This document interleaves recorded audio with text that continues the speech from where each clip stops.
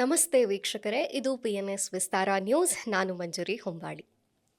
ಭಾರತೀಯ ಜ್ಯೋತಿಷ್ಯಶಾಸ್ತ್ರದಲ್ಲಿ ಅನೇಕ ಪ್ರಕಾರಗಳಿವೆ. ವಾಸ್ತು ಇರಬಹುದು, ಹಸ್ತ ಸಾಮುದ್ರಿಕೆ ಇರಬಹುದು, ಮತ್ತು ಈ ಕುಂಡಲಿಯನ್ನು ಹಾಕಿ ಹೇಳುವಂಥ ಜ್ಯೋತಿಷ್ಯ ಇರಬಹುದು. ಜೊತೆಗೆ ಅದಕ್ಕೆ ತಕ್ಕ ಹಾಗೆ ಇವತ್ತು ರತ್ನಗಳ ಮತ್ತು ಉಪರತ್ನಗಳು ಅಂದರೆ ಕ್ರಿಸ್ಟಲ್ಸ್ ಬಗ್ಗೆ ಕೂಡ ನಾವು ಅನೇಕ ರೀತಿಯ ಒಂದು ಮಾಹಿತಿಯನ್ನು ಕೇಳಿರ್ತೀವಿ. ಆದರೆ ಇದೆಲ್ಲವನ್ನು ಅಂದರೆ ಜ್ಯೋತಿಷ್ಶಾಸ್ತ್ರದ ಅನೇಕ ಪ್ರಕಾರಗಳ ಒಳಗೆ ತಮ್ಮನ್ನು ತಾವು ತೊಡಗಿಸಿಕೊಂಡು ಅದರ ಒಳಗಿದ್ದು ಬಹಳ ದೊಡ್ಡ ಹೆಸರು ಮಾಡ್ತಿರುವಂಥ, ಜೊತೆಗೆ ಜ್ಯೋತಿಷ್ಯ ಕೇವಲ ಶಾಸ್ತ್ರ ಅಲ್ಲ, ಇದು ಜ್ಯೋತಿಷ್ಯ ವಿಜ್ಞಾನ ಅಂತ ವೈಜ್ಞಾನಿಕವಾಗಿ ಅನೇಕರಿಗೆ ಅಂದರೆ ನಿಜವಾಗ್ಲೂ ಹೇಳಬೇಕು ಅಂದರೆ ಜನಸಾಮಾನ್ಯರಿಗೂ ಕೂಡ ಜ್ಯೋತಿಷ್ಯ ಅನ್ನೋ ಮಟ್ಟದಲ್ಲಿ ಇವತ್ತು ಕೆಲಸ ಮಾಡ್ತಿರುವಂಥ, ಸೇವೆಯನ್ನು ಕೊಡ್ತಿರುವಂಥ ಪಂಡಿತ್ ದಿನೇಶ್ ಗುರೂಜಿಯವರು ನಮ್ಮ ಸ್ಟುಡಿಯೋಲಿದ್ದಾರೆ. ಅವ್ರನ್ನ ಸ್ವಾಗತಿಸೋಣ. ಜೊತೆಗೆ ಸಾಕಷ್ಟು ಇಂಥ ಜ್ಯೋತಿಷ್ಯದ ಕುರಿತಾದಂಥ ಮಹತ್ವದ ವಿಚಾರಗಳನ್ನು ಚರ್ಚೆ ಮಾಡೋಣ. ಗುರುಗಳೇ ನಮಸ್ತೆ, ಕಾರ್ಯಕ್ರಮಕ್ಕೆ ಸ್ವಾಗತ. ನಮಸ್ಕಾರ ಎಲ್ಲರಿಗೂ, ಎಲ್ಲ ವಿಸ್ತಾರ ನ್ಯೂಸ್ ವೀಕ್ಷಕರಿಗೂ. ಒಳ್ಳೆ ಲಾಂಚ್ ಟೈಮಲ್ಲಿ ಆಗ್ತಾಯಿದೆ. ಭಾಳ ಅದ್ಭುತವಾಗಿರ್ತಕ್ಕಂಥ ಸುದ್ದಿ ಕೊಡ್ತಕ್ಕಂಥ ವಾಹಿನಿ, ಭಾಳ ಪ್ರಿಯವಾಗಿರ್ತಕ್ಕಂಥ ವಾಹಿನಿ ನನಗೆ. ಸೊ ಇದು 100 ವರ್ಷದ ಮೇಲೆ ದಾಟಬೇಕು ಅನ್ನೋ ಒಂದು ಆಶೆ ಇರ್ತಕ್ಕಂಥದ್ದು. ಒಳ್ಳೆಯದಾಗಲಿ. Thank you. ಎಸ್ ಗುರುಗಳೇ, ಮುಖ್ಯವಾಗಿ ಶುರು ಮಾಡೋದಾದರೆ ಗುರುಗಳೇ ಅಂತ ಕರಿತೀವಿ. ಸೊ ಗುರುಗ್ರಹದಿಂದಲೇ ಶುರು ಮಾಡೋಣ. ಖಂಡಿತ.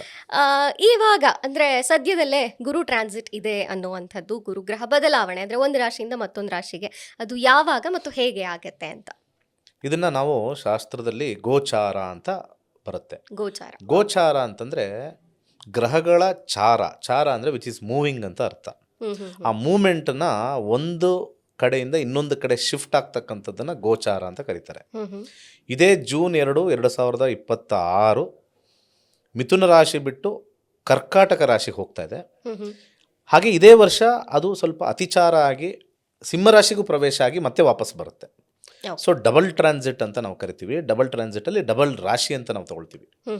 ಗುರುಗ್ರಹನ ಭಾಳ ವಿಶೇಷವಾಗಿ ಯಾಕೆ ತೊಗೊಂಡಿದ್ದಾರೆ ಅನ್ನೋಕ್ಕೆ ಬಹಳಷ್ಟು ಹಿನ್ನೆಲೆಗಳಿದೆ.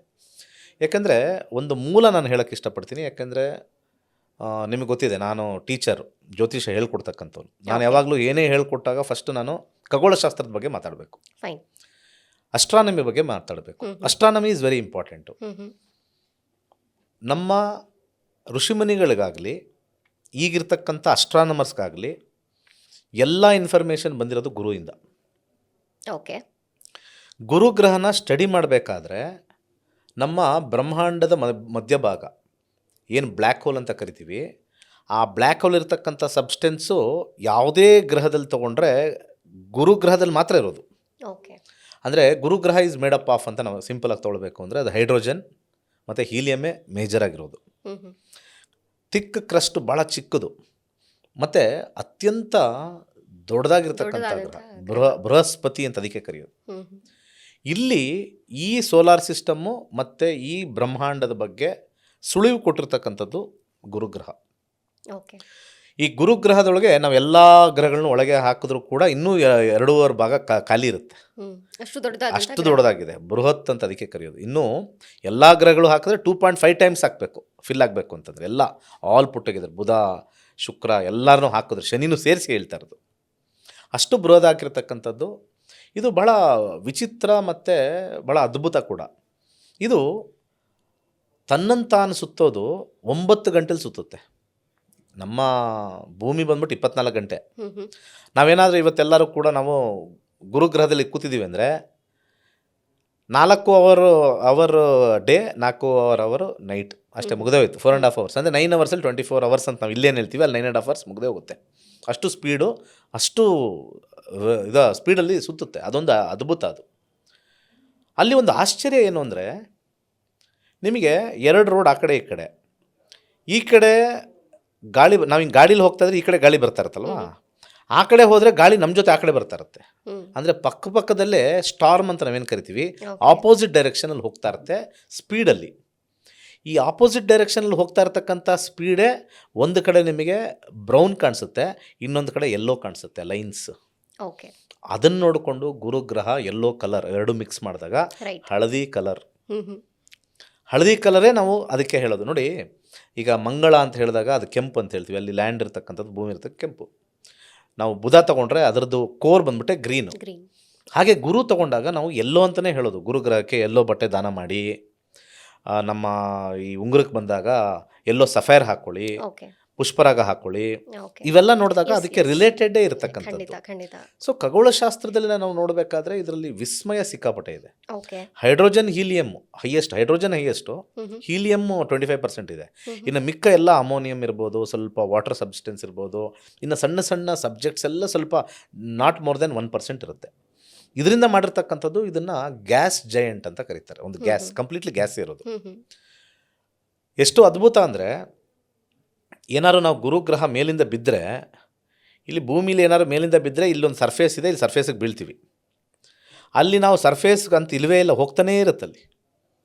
ಕೋರ್ಗೆ ಹೋಗೋ ಅಷ್ಟಕ್ಕೆ ನಮಗೆ ನಾರ್ಮಲ್ ಸ್ಪೀಡಲ್ಲಿ ಒಂದು ಗಂಟೆಗೆ 60 ಕಿಲೋಮೀಟರ್ ಸ್ಪೀಡಲ್ಲಿ ಹೋದರೆ ಕೋರ್ಗೆ ಹೋಗೋಕ್ಕೆ ಒಂದು 50 ದಿವಸ ಬೇಕು. ಓಕೆ ಮೇಲಿಂದ ಸ್ಟಾರ್ಟ್ ಮಾಡಿದ್ರೆ ಅಷ್ಟು ಲೇಯರ್ ದೊಡ್ಡದಾದಂತಹ ಮಧ್ಯಕ್ಕೆ ಹೋಗೋಕ್ಕೆ ಸ್ಪೀಡಲ್ಲಿ 60 ಕಿಲೋಮೀಟರ್ ಸ್ಪೀಡಲ್ಲಿ ಹೋದರೆ ಮಧ್ಯಕ್ಕೆ ಹೋಗೋಕ್ಕೆ ಒಂದು 60 ದಿವಸ ಬೇಕು ಆ ಸ್ಪೀಡಲ್ಲಿ. ಓಕೆ ಅದು ಎಷ್ಟು ಅದ್ಭುತ ಅಂತಂದರೆ, ಎಷ್ಟು ಕೋಲ್ಡ್ ಇದೆಯೋ ಆಚೆ ಅಷ್ಟೇ ಹಾಟ್ ಒಳಗಡೆ. ಅದಕ್ಕೆ ಗುರುಗಳ ತತ್ವಗಳು ಬೇರೆ. ನಾವು ತತ್ವಗಳಿಗೆ ತೊಗೊಂಬಂದಾಗ ಗುರು ಏನಪ್ಪ ಒಂದು ಸತಿ ಕೂಲಾಗಿರ್ತಾರೆ, ತುಂಬ ಆರಾಮಾಗಿರ್ತಾರೆ, ಒಂದು ಸತಿ ನೋಡ್ರೆ ಯಪ್ಪ ಕೋಪ ಅವ್ರು ಮತ್ತೆ ಮಾತಾಡ್ಸೋಕ್ಕಾಗಲ್ಲ ಅಂತ. ಇದನ್ನು ಗುರುಗಳ ಕ್ಯಾರೆಕ್ಟರಿಸ್ಟಿಕ್ ಅಂತ ಆ ಗ್ರಹದಿಂದ ಹೇಳ್ತಕ್ಕಂಥದ್ದು. 20,000 ಡಿಗ್ರಿ ಸೆಲ್ಸಿಯಸ್ ಮಧ್ಯ ಕೋರ್ ಇರೋದು ಗುರು. ಮೇಲ್ಗಡೆ -100 -100. ನಮ್ಮ ಭೂಮಿ ತೊಗೊಂಡ್ರೆ ಆ್ಯಾವ್ರೇಜ್ ಟೆಂಪ್ರೇಚರ್ ಭೂಮಿದು 15 ಡಿಗ್ರಿ ಅಷ್ಟೇ. 15 ಡಿಗ್ರಿ ಆ್ಯಾವ್ರೇಜ್ ತೊಗೊಳ್ತಾರೆ. ಯಾಕಂದರೆ ಅಲ್ಲಿ ನಾರ್ತ್ ಪೋಲು ಮತ್ತು ಸೌತ್ ಪೋಲ್ ತೊಗೊಂಡಾಗ ಆ್ಯಾವ್ರೇಜ್ ತೊಗೊಳ್ತೀವಿ 15 ಡಿಗ್ರಿ. ಅಲ್ಲಿ ಎಕ್ಸ್ಟ್ರೀಮ್ಸು -100 ಡಿಗ್ರಿ ಅಂದರೆ ಅದು ಎಕ್ಸ್ಟ್ರೀಮ್. ಅದು ಮೇಲ್ಗಡೆ ಬರೀ ಐಸೆ, ಕಾಲಿಟ್ಟರೆ ಎಲ್ಲ ನಾವು ಫ್ರೀಸ್ ಆಗಿಬಿಡ್ತೀವಿ. ಆ ರೀತಿಯಾಗಿರ್ತಕ್ಕಂಥ ಒಂದು ಅದ್ಭುತ. ಹಾಗೆ ಇನ್ನೊಂದು ಏನು ಅಂತಂದರೆ, ಅದರ ಸುತ್ತ ಇರ್ತಕ್ಕಂಥ ಉಪಗ್ರಹಗಳು. ಈಗ ನಮ್ಗೆ ಒಂದೇ ಉಪಗ್ರಹ ಇರೋದು ಚಂದ್ರ. ಅಲ್ಲಿ 67 ಉಪಗ್ರಹಗಳಿದ್ದಾವೆ. 67 ಉಪಗ್ರಹಗಳು. ಅದರಲ್ಲಿ ತುಂಬ ದೊಡ್ಡದಾಗಿರ್ತಕ್ಕಂಥದ್ದು, ಭೂಮಿಗಿನ ಸ್ವಲ್ಪ ದೊಡ್ಡ ಸೈಜ್ ಅಂತಲೇ ನಾವು ಕರಿಬೋದು, ಗ್ಯಾನಮೀಡ್ ಅಂತ ಕರಿತೀವಿ. ಗ್ಯಾನಮೀಡ್ ಅನ್ನೋ ಒಂದು ಇದು, ಅದರಲ್ಲಿ ನೀರಿದೆ ಅಂತಲೂ ಹೇಳ್ತಾರೆ ಅಲ್ಲಿ. ಸೊ ನೀರನ್ನ ಹೊತ್ಕೊಂಡು ಅಲ್ಲಿ ಸುತ್ತಾ ಇದೆ ಅಂತ ಹೇಳ್ತಾರೆ. ಅದು ಮೋಸ್ಟ್ ಇಂಪಾರ್ಟೆಂಟ್. ಇದು ಒಂದು ಸೆಗ್ಮೆಂಟ್ ಆಗುತ್ತೆ. ಓಕೆ ಓಕೆ ಯೂಶಲಿ ಯಾರೇ ಹೋಗಿ ಜಾತಕವನ್ನು ತೋರಿಸಿದ್ರೆ ಗುರು ಶನಿ ಹೆಂಗಿದ್ದಾರೆ ನೋಡಿ ಸಾಕು ಅನ್ನುವಂಥ ಮಾತು ಹಳ್ಳಿಗಳಲ್ಲಿ ಕೇಳಿರ್ತೀವಿ. ಯಾಕೆ ಅಷ್ಟು ಮಹತ್ವ ಈ ಗುರುಗ್ರಹಕ್ಕೆ? ನೋಡಿ, ಗುರು ಜ್ಞಾನಕಾರಕ. ಓಕೆ ಇವನು ಜ್ಞಾನ ಇದೆಯಾ ಅಂತ ಒಂದು ಜ್ಞಾನ ಬಂದ ಮೇಲೆ ಅಲ್ಲೇ ಕುತ್ಕೋಬಾರ್ದು, ಕೆಲಸ ಮಾಡಬೇಕು. ಕರ್ಮಕಾರಕ ಶನಿ. ಇವೆರಡೂ ಚೆನ್ನಾಗಿದ್ದರೆ ಅವನು ಊಟ ಅವ್ನು ನೋಡ್ಕೋತಾನೆ. ಗುರು ಚೆನ್ನಾಗಿದ್ದಾನ, ಶನಿ ಚೆನ್ನಾಗಿದ್ದಾನ, ಜ್ಞಾನ ಇದೆ, ಕಾರ್ಯ ಮಾಡ್ತಕ್ಕಂಥ ಒಂದು ಬುದ್ಧಿ ಇದೆ, ಎರಡೂ ಸೇರಿದಾಗ ಇವನು ಒಂದು ಜೀವನದಲ್ಲಿ ಹೆಸರು ಮಾಡ್ತಾನೆ. ಅವನು ಆಟೋ ಡ್ರೈವರ್ ಆಗಿರ್ಬೋದು, ಅಥವಾ ಅವನು ಒಂದು ಟೀಚರ್ ಆಗಿರ್ಬೋದು, ಅಥವಾ ಅವನು ಪೊಲೀಸ್ ಮ್ಯಾನ್ ಆಗಿರೋದು. ಗುರು ಶನಿ ಚೆನ್ನಾಗಿತ್ತ, ಅವನು ಕಾರ್ಯ ಮಾಡ್ತಾನೆ. ಇವೆರಡೂ ಕೆಟ್ಟೋಗಿದ್ರೆ, ಯಾವ್ದಾದ್ರು ಒಂದು ಕೆಟ್ಟೋಗಿದ್ರೆ ಉಲ್ಟಾ. ಸೊ ಅದಕ್ಕೆ ಕೆಟ್ಟೋಗಿರೋದು ಅಂತಂದರೆ ಕೆಟ್ಟ ಸ್ಥಾನದ ಅಂತ ಹೇಳ್ತೀವಿ ನಾವು ಕೆಲವು ಸ್ಥಾನಗಳನ್ನು. ಅದೇ ಪ್ರಶ್ನೆ ಕೇಳೋಳಿದೆ, ಯಾವ ಜಾತಕದಲ್ಲಿ ಯಾವ ಒಂದು ಭಾವದಲ್ಲಿ ಅಥವಾ ಯಾವ ಮನೇಲಿ ಗುರು ಇರಬಾರ್ದು, ಅಥವಾ ಎಲ್ಲಿದ್ದರೆ ಕೆಡಕಾಗತ್ತೆ ಗುರುಗಳೇ? ನೋಡಿ, ಯಾವಾಗಲೂ ಕೂಡ ಈ ಗುರುಗ್ರಹ ಯಾವುದೇ ಸ್ಥಾನದಲ್ಲಿದ್ದರೂ 2 ಭಾಗವನ್ನು ತಗೋಬೇಕಾಗತ್ತೆ. ಒಂದು 6, 8, 12 ಕೆಡುಕು ಅಂತ ಹೇಳ್ತೀವಿ.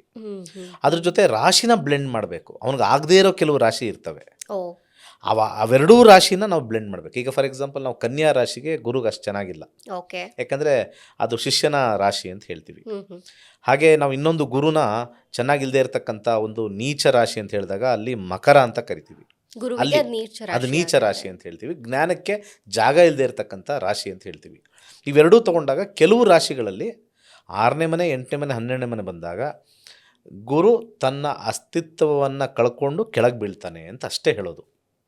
ಈ ರೀತಿಯಾಗಿರ್ತಕ್ಕಂಥದ್ದು. ಯಾಕೆಂದರೆ ಗುರು ಅನ್ನೋ ಗ್ರಹ ಯಾವಾಗಲೂ ಕೂಡ ನಮಗೆ ಯಾವುದೇ ಇರಲಿ ಜ್ಞಾನದಿಂದನೇ ಮುಂದೆ ನಡೆಯೋದು.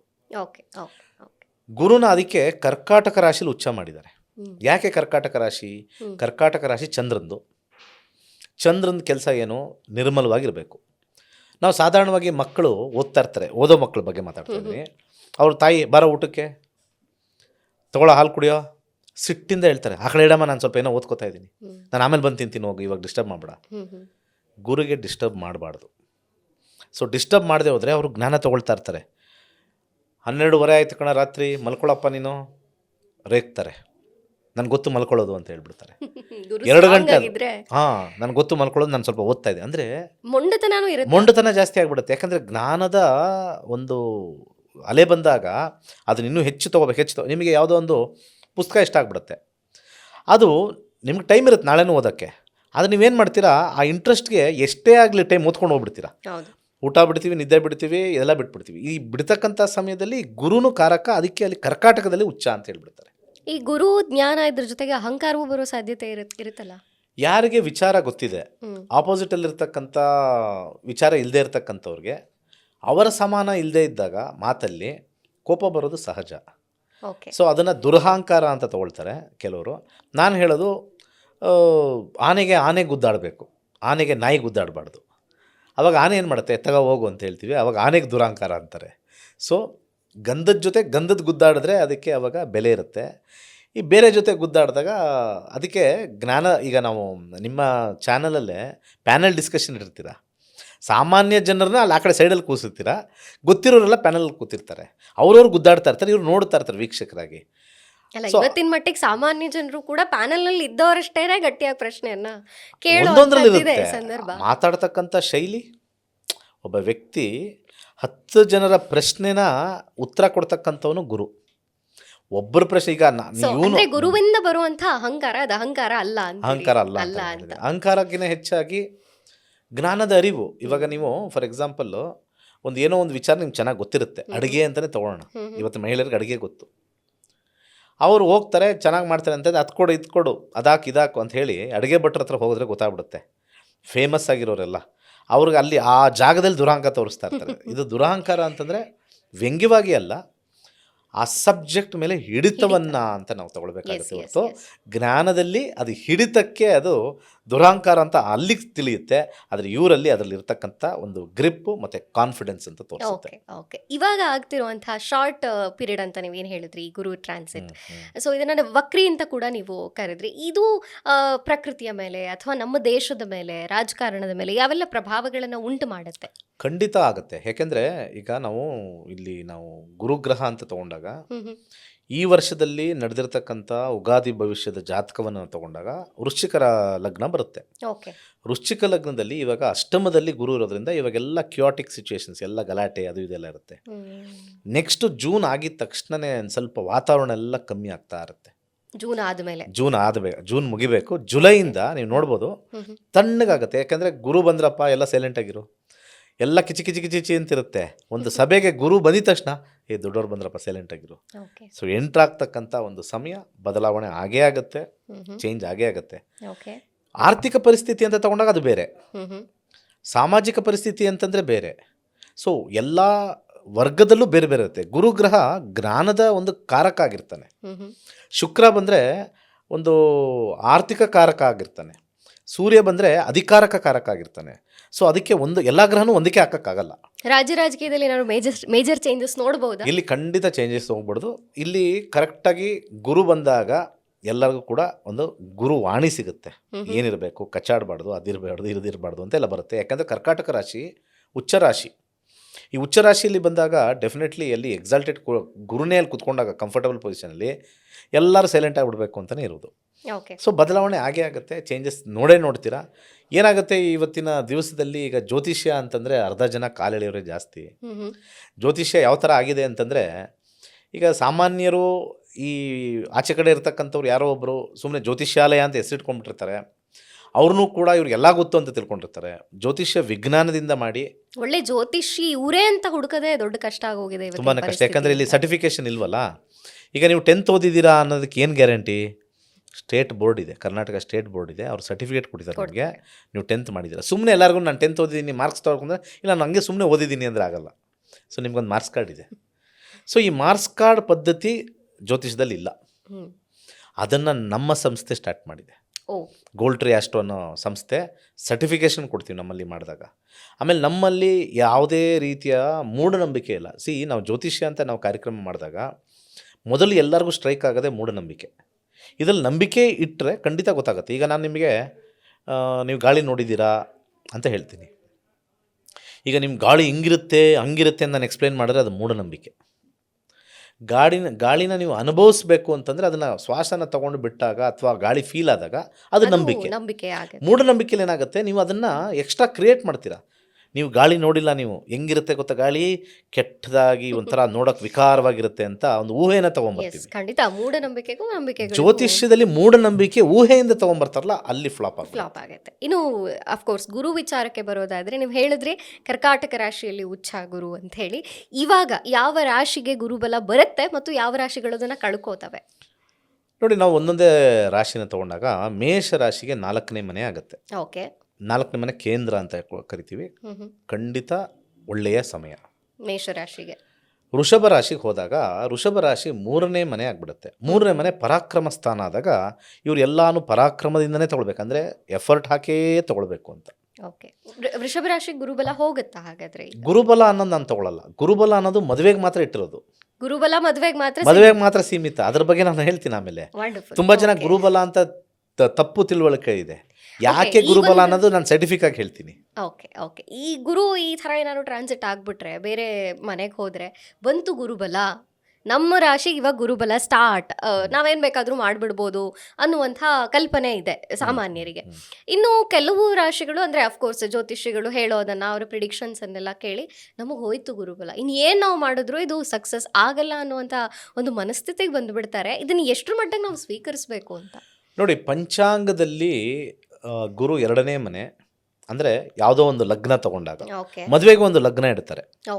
ನೀವು ಮದುವೆ ಆಗಬೇಕು ಅಂತಂದರೆ ವೃಷಭ ಲಗ್ನದಲ್ಲಿ ಮದುವೆ ಆಗಿ, ಸಿಂಹ ಲಗ್ನದಲ್ಲಿ ಮದುವೆ ಆಗಿ, ವೃಶ್ಚಿಕ ಲಗ್ನದಲ್ಲಿ ಮದುವೆ ಆಗಿ, ಕುಂಭ ಲಗ್ನದಲ್ಲಿ ಮದುವೆ ಆಗಬೇಕು ಅಂತ ಹೇಳ್ತಾರೆ. ಆ ತಾತ್ಕಾಲಿಕ ಲಗ್ನಕ್ಕೆ ಗುರುವಿನ ಪ್ಲೇಸ್ಮೆಂಟ್ ನೋಡ್ತಾರೆ, ಎಲ್ಲಿದ್ದಾನೆ ಅಂತ. ಸರಿ, ಅದು 2ನೇ ಮನೆ, 5ನೇ ಮನೆ, 7ನೇ ಮನೆ, 9ನೇ ಮನೆ, 11ನೇ ಮನೆ, ಆ ಲಗ್ನಕ್ಕೆ 2, 7, 9, 11ರಲ್ಲಿ ಇದ್ದರೆ ಅದು ಗುರುಬಲ. ಇದು ಪಂಚಾಂಗದಲ್ಲಿ ಶಾಸ್ತ್ರದಲ್ಲಿ ಬರೆದಿರ್ತಕ್ಕಂಥ ಗುರುಬಲ. ಸಾಮಾನ್ಯವಾಗಿ ಇವಾಗ ಏನಾಗುತ್ತೆ, ಮದುವೆ ವಿಳಂಬ ಅಂತ ಎಲ್ಲರೂ ಜಾತಕ ಕೇಳಕ್ಕೆ ಹೋಗ್ತಾರೆ.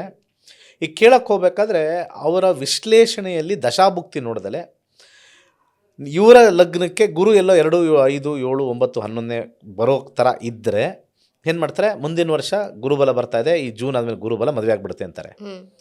ಹಾಗಿದ್ರೆ 23ನೇ ವಯಸ್ಸು ಅಥವಾ 24ನೇ ವಯಸ್ಸಲ್ಲಿ ಒಂದು ಹೆಣ್ಮಗಳಿಗೋ ಒಬ್ಬ ಹುಡುಗನಿಗೋ ಮದುವೆ ನೋಡೋಕೆ ಹೋಗ್ತಾರೆ. 31 ಆದರೂ ಆಗಿಲ್ಲ ಅಂದರೆ ಆ 7 ವರ್ಷ 8 ವರ್ಷ ಗುರುಬಲ ಬಂದಿಲ್ವೇ? ಬಂದಿರುತ್ತೆ. ಸೊ ಗುರುಬಲ ಅಲ್ಲ ಲೆಕ್ಕ. ಇದು ಏನಾಗಿದೆ, ಒಂದು ರೀತಿ ಜನಮರಳೋ ಜಾತ್ರೆ ಮರಳೋ. ಈ ಗುರುಬಲ ಅನ್ನೋದು ಜನಮರಳೋ ಜಾತ್ರೆ ಮರಳೋ ಆಗಿದೆ. ಶಾಸ್ತ್ರದಲ್ಲಿ ಕರೆಕ್ಟಾಗಿ ಹೇಳಬೇಕು ಅಂದರೆ ಅವರವರ ದಶಾಭುಕ್ತಿ ಮೇಲೆ ಮಾತ್ರ ನಿರ್ಣಯ ಆಗಿರೋದು ಮದುವೆ. ನೀವು ಜನರಿಕ್ ಆಗಿ ತೊಗೊಂಡ್ರೆ ಒಂದು ರಾಶಿಯಲ್ಲಿ, ಭಾರತದಲ್ಲೇ ತೊಗೊಂಡ್ರೆ ಒಂದು ರಾಶಿಯಲ್ಲಿ 14 ಕೋಟಿ ಜನಸಂಖ್ಯೆ ಇದೆ. ಆ ರಾಶಿಯವ್ರಿಗೆಲ್ಲನೂ ಕೂಡ ಗುರುಬಲ ಬಂದಿದೆ ಅಂದರೆ 14 ಕೋಟಿ ಜನಸಂಖ್ಯೆಗೆ ಇನ್ನೇನು ಒಳ್ಳೆಯದೇ ಆಗಬೇಕು ಹೊರತು ಕೆಟ್ಟದಾಗಂಗಿಲ್ಲ. ಹಾಗೆ ಇನ್ನು ಉಳಿದವ್ರಿಗೆಲ್ಲ ಕೆಟ್ಟದಾಗಬೇಕು, ಇನ್ನು 14 ಕೋಟಿಗೆಲ್ಲ ಹಂಗಿಲ್ಲ ಕಾನ್ಸೆಪ್ಟ್. ಸೊ ಈ ಪರ್ಮಿಟೇಷನ್ ಕಾಂಬಿನೇಷನ್ ಅನ್ನೋದು ತುಂಬ ಇರೋದ್ರಿಂದ ನಾವು ಯಾವಾಗಲೂ ಕೂಡ ಗುರುಗ್ರಹ ಟ್ರಾನ್ಸಿಟ್ನ ಗ್ರಾಸಲ್ಲಿ ಹೇಳ್ತಾ ಇದ್ದೀವಿ. ವಾಹಿನಿಲಿ ಗ್ರಾಸಲ್ಲಿ ಹೇಳ್ತಾ ಇದ್ದೀವಿ. ನೆಟ್ಟಲ್ಲಿ ಹೇಳೋಕ್ಕೆ ಕಷ್ಟ, ಯಾಕಂದರೆ ಅವ್ರ ಇಂಡಿವಿಜುವಲ್ ಜಾತಕ ಇಂಪಾರ್ಟೆಂಟ್ ಆಗುತ್ತೆ. ಈಗ ಗುರು ಟ್ರಾನ್ಸಿಟ್ ಅಂತ ನಾವು ಮಾತಾಡ್ತಾ ಇದ್ವಿ, ಯಾವ ರಾಶಿಗೆ ಒಳ್ಳೇದು ಅಂತ. ವೃಷಭದ ಬಗ್ಗೆ ನಾವು ಹೇಳ್ತಾ ಇದ್ರಿ, ಮೇಷ ಮುಗಿದ್ವಿ, ವೃಷಭ ಬಂದ್ವಿ. ಒಂದು ಮಾತು ನಾನು ಹೇಳಕ್ಕೆ ಇಷ್ಟಪಡ್ತೀನಿ, ಎಲ್ಲರಿಗೂ ಈ ಟ್ರಾನ್ಸಿಟಿಂದ ನಾನು ಮೇಷ ಒಳ್ಳೇದು ಅಂತ ಹೇಳಿದ್ನಲ್ಲ, ಎಲ್ಲ ಮೇಷದವ್ರಿಗೂ ಒಳ್ಳೇದಾಗಲ್ಲ, ಎಲ್ಲ ಮೇಷದವ್ರಿಗೂ ಒಳ್ಳೇದಲ್ಲ. ಯಾಕೆ? ಅವರ ಜಾತಕದಲ್ಲಿ ಗುರು ದಶಾ ನಡೀತಾ ಇರಬೇಕು. ಆ ದಶಾ, ಆ ಗ್ರಹ ಒಳ್ಳೆ ಕಡೆ ಬಂದು ಡಬಲ್ ಬೆನಿಫಿಟ್ ಕೊಡ್ತಾನೆ ಅವನಿಗೆ. ಇದನ್ನು ನಾವು ಗುರು ಒಳ್ಳೇದು ಮಾಡಿದ್ದಾನೆ ಮೇಷ ಲಗ್ನದವ್ರಿಗೆ ಅಂತ. ಈಗ ಫಾರ್ ಎಕ್ಸಾಂಪಲ್ ನಾನು ಮೇಷ ಲಗ್ನ, ನನಗೆ ಶನಿ ದಶೆ ನಡೀತಾ ಇರುತ್ತೆ, ನನಗೆ ಶನಿ ಎಲ್ಲಿದ್ದಾನೆ ಅಂತ ಇಂಪಾರ್ಟೆಂಟ್ ಆಗುತ್ತೆ ಹೊರತು ಗುರು ಎಲ್ಲಿದ್ದಾನೆ ಅಂತ ಇಂಪಾರ್ಟೆಂಟ್ ಅಲ್ಲ.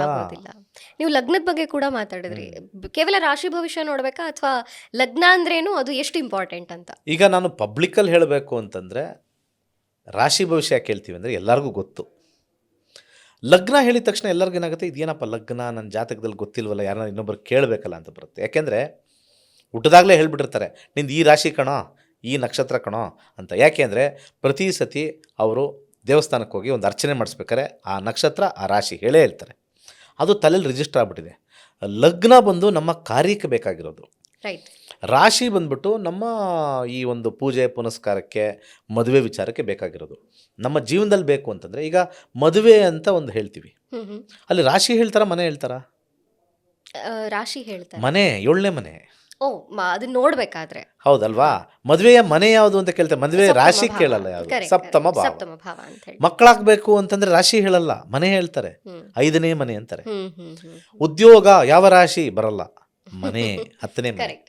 ಸೊ ಪ್ರತಿಯೊಬ್ಬರು 12 ರಾಶಿಯಲ್ಲೂ 12 ಲಗ್ನದಲ್ಲೂ ಹುಟ್ಟಿರ್ತಾರೆ. ಹ್ಮ್ ಹ್ಮ್ 12 ಲಗ್ನದಲ್ಲೂ ಇರೋರಿಗೆ ಒಬ್ರೊಬ್ರಿಗೂ ಬೇರೆ ಬೇರೆ 10ನೇ ಮನೆ ಬರುತ್ತೆ.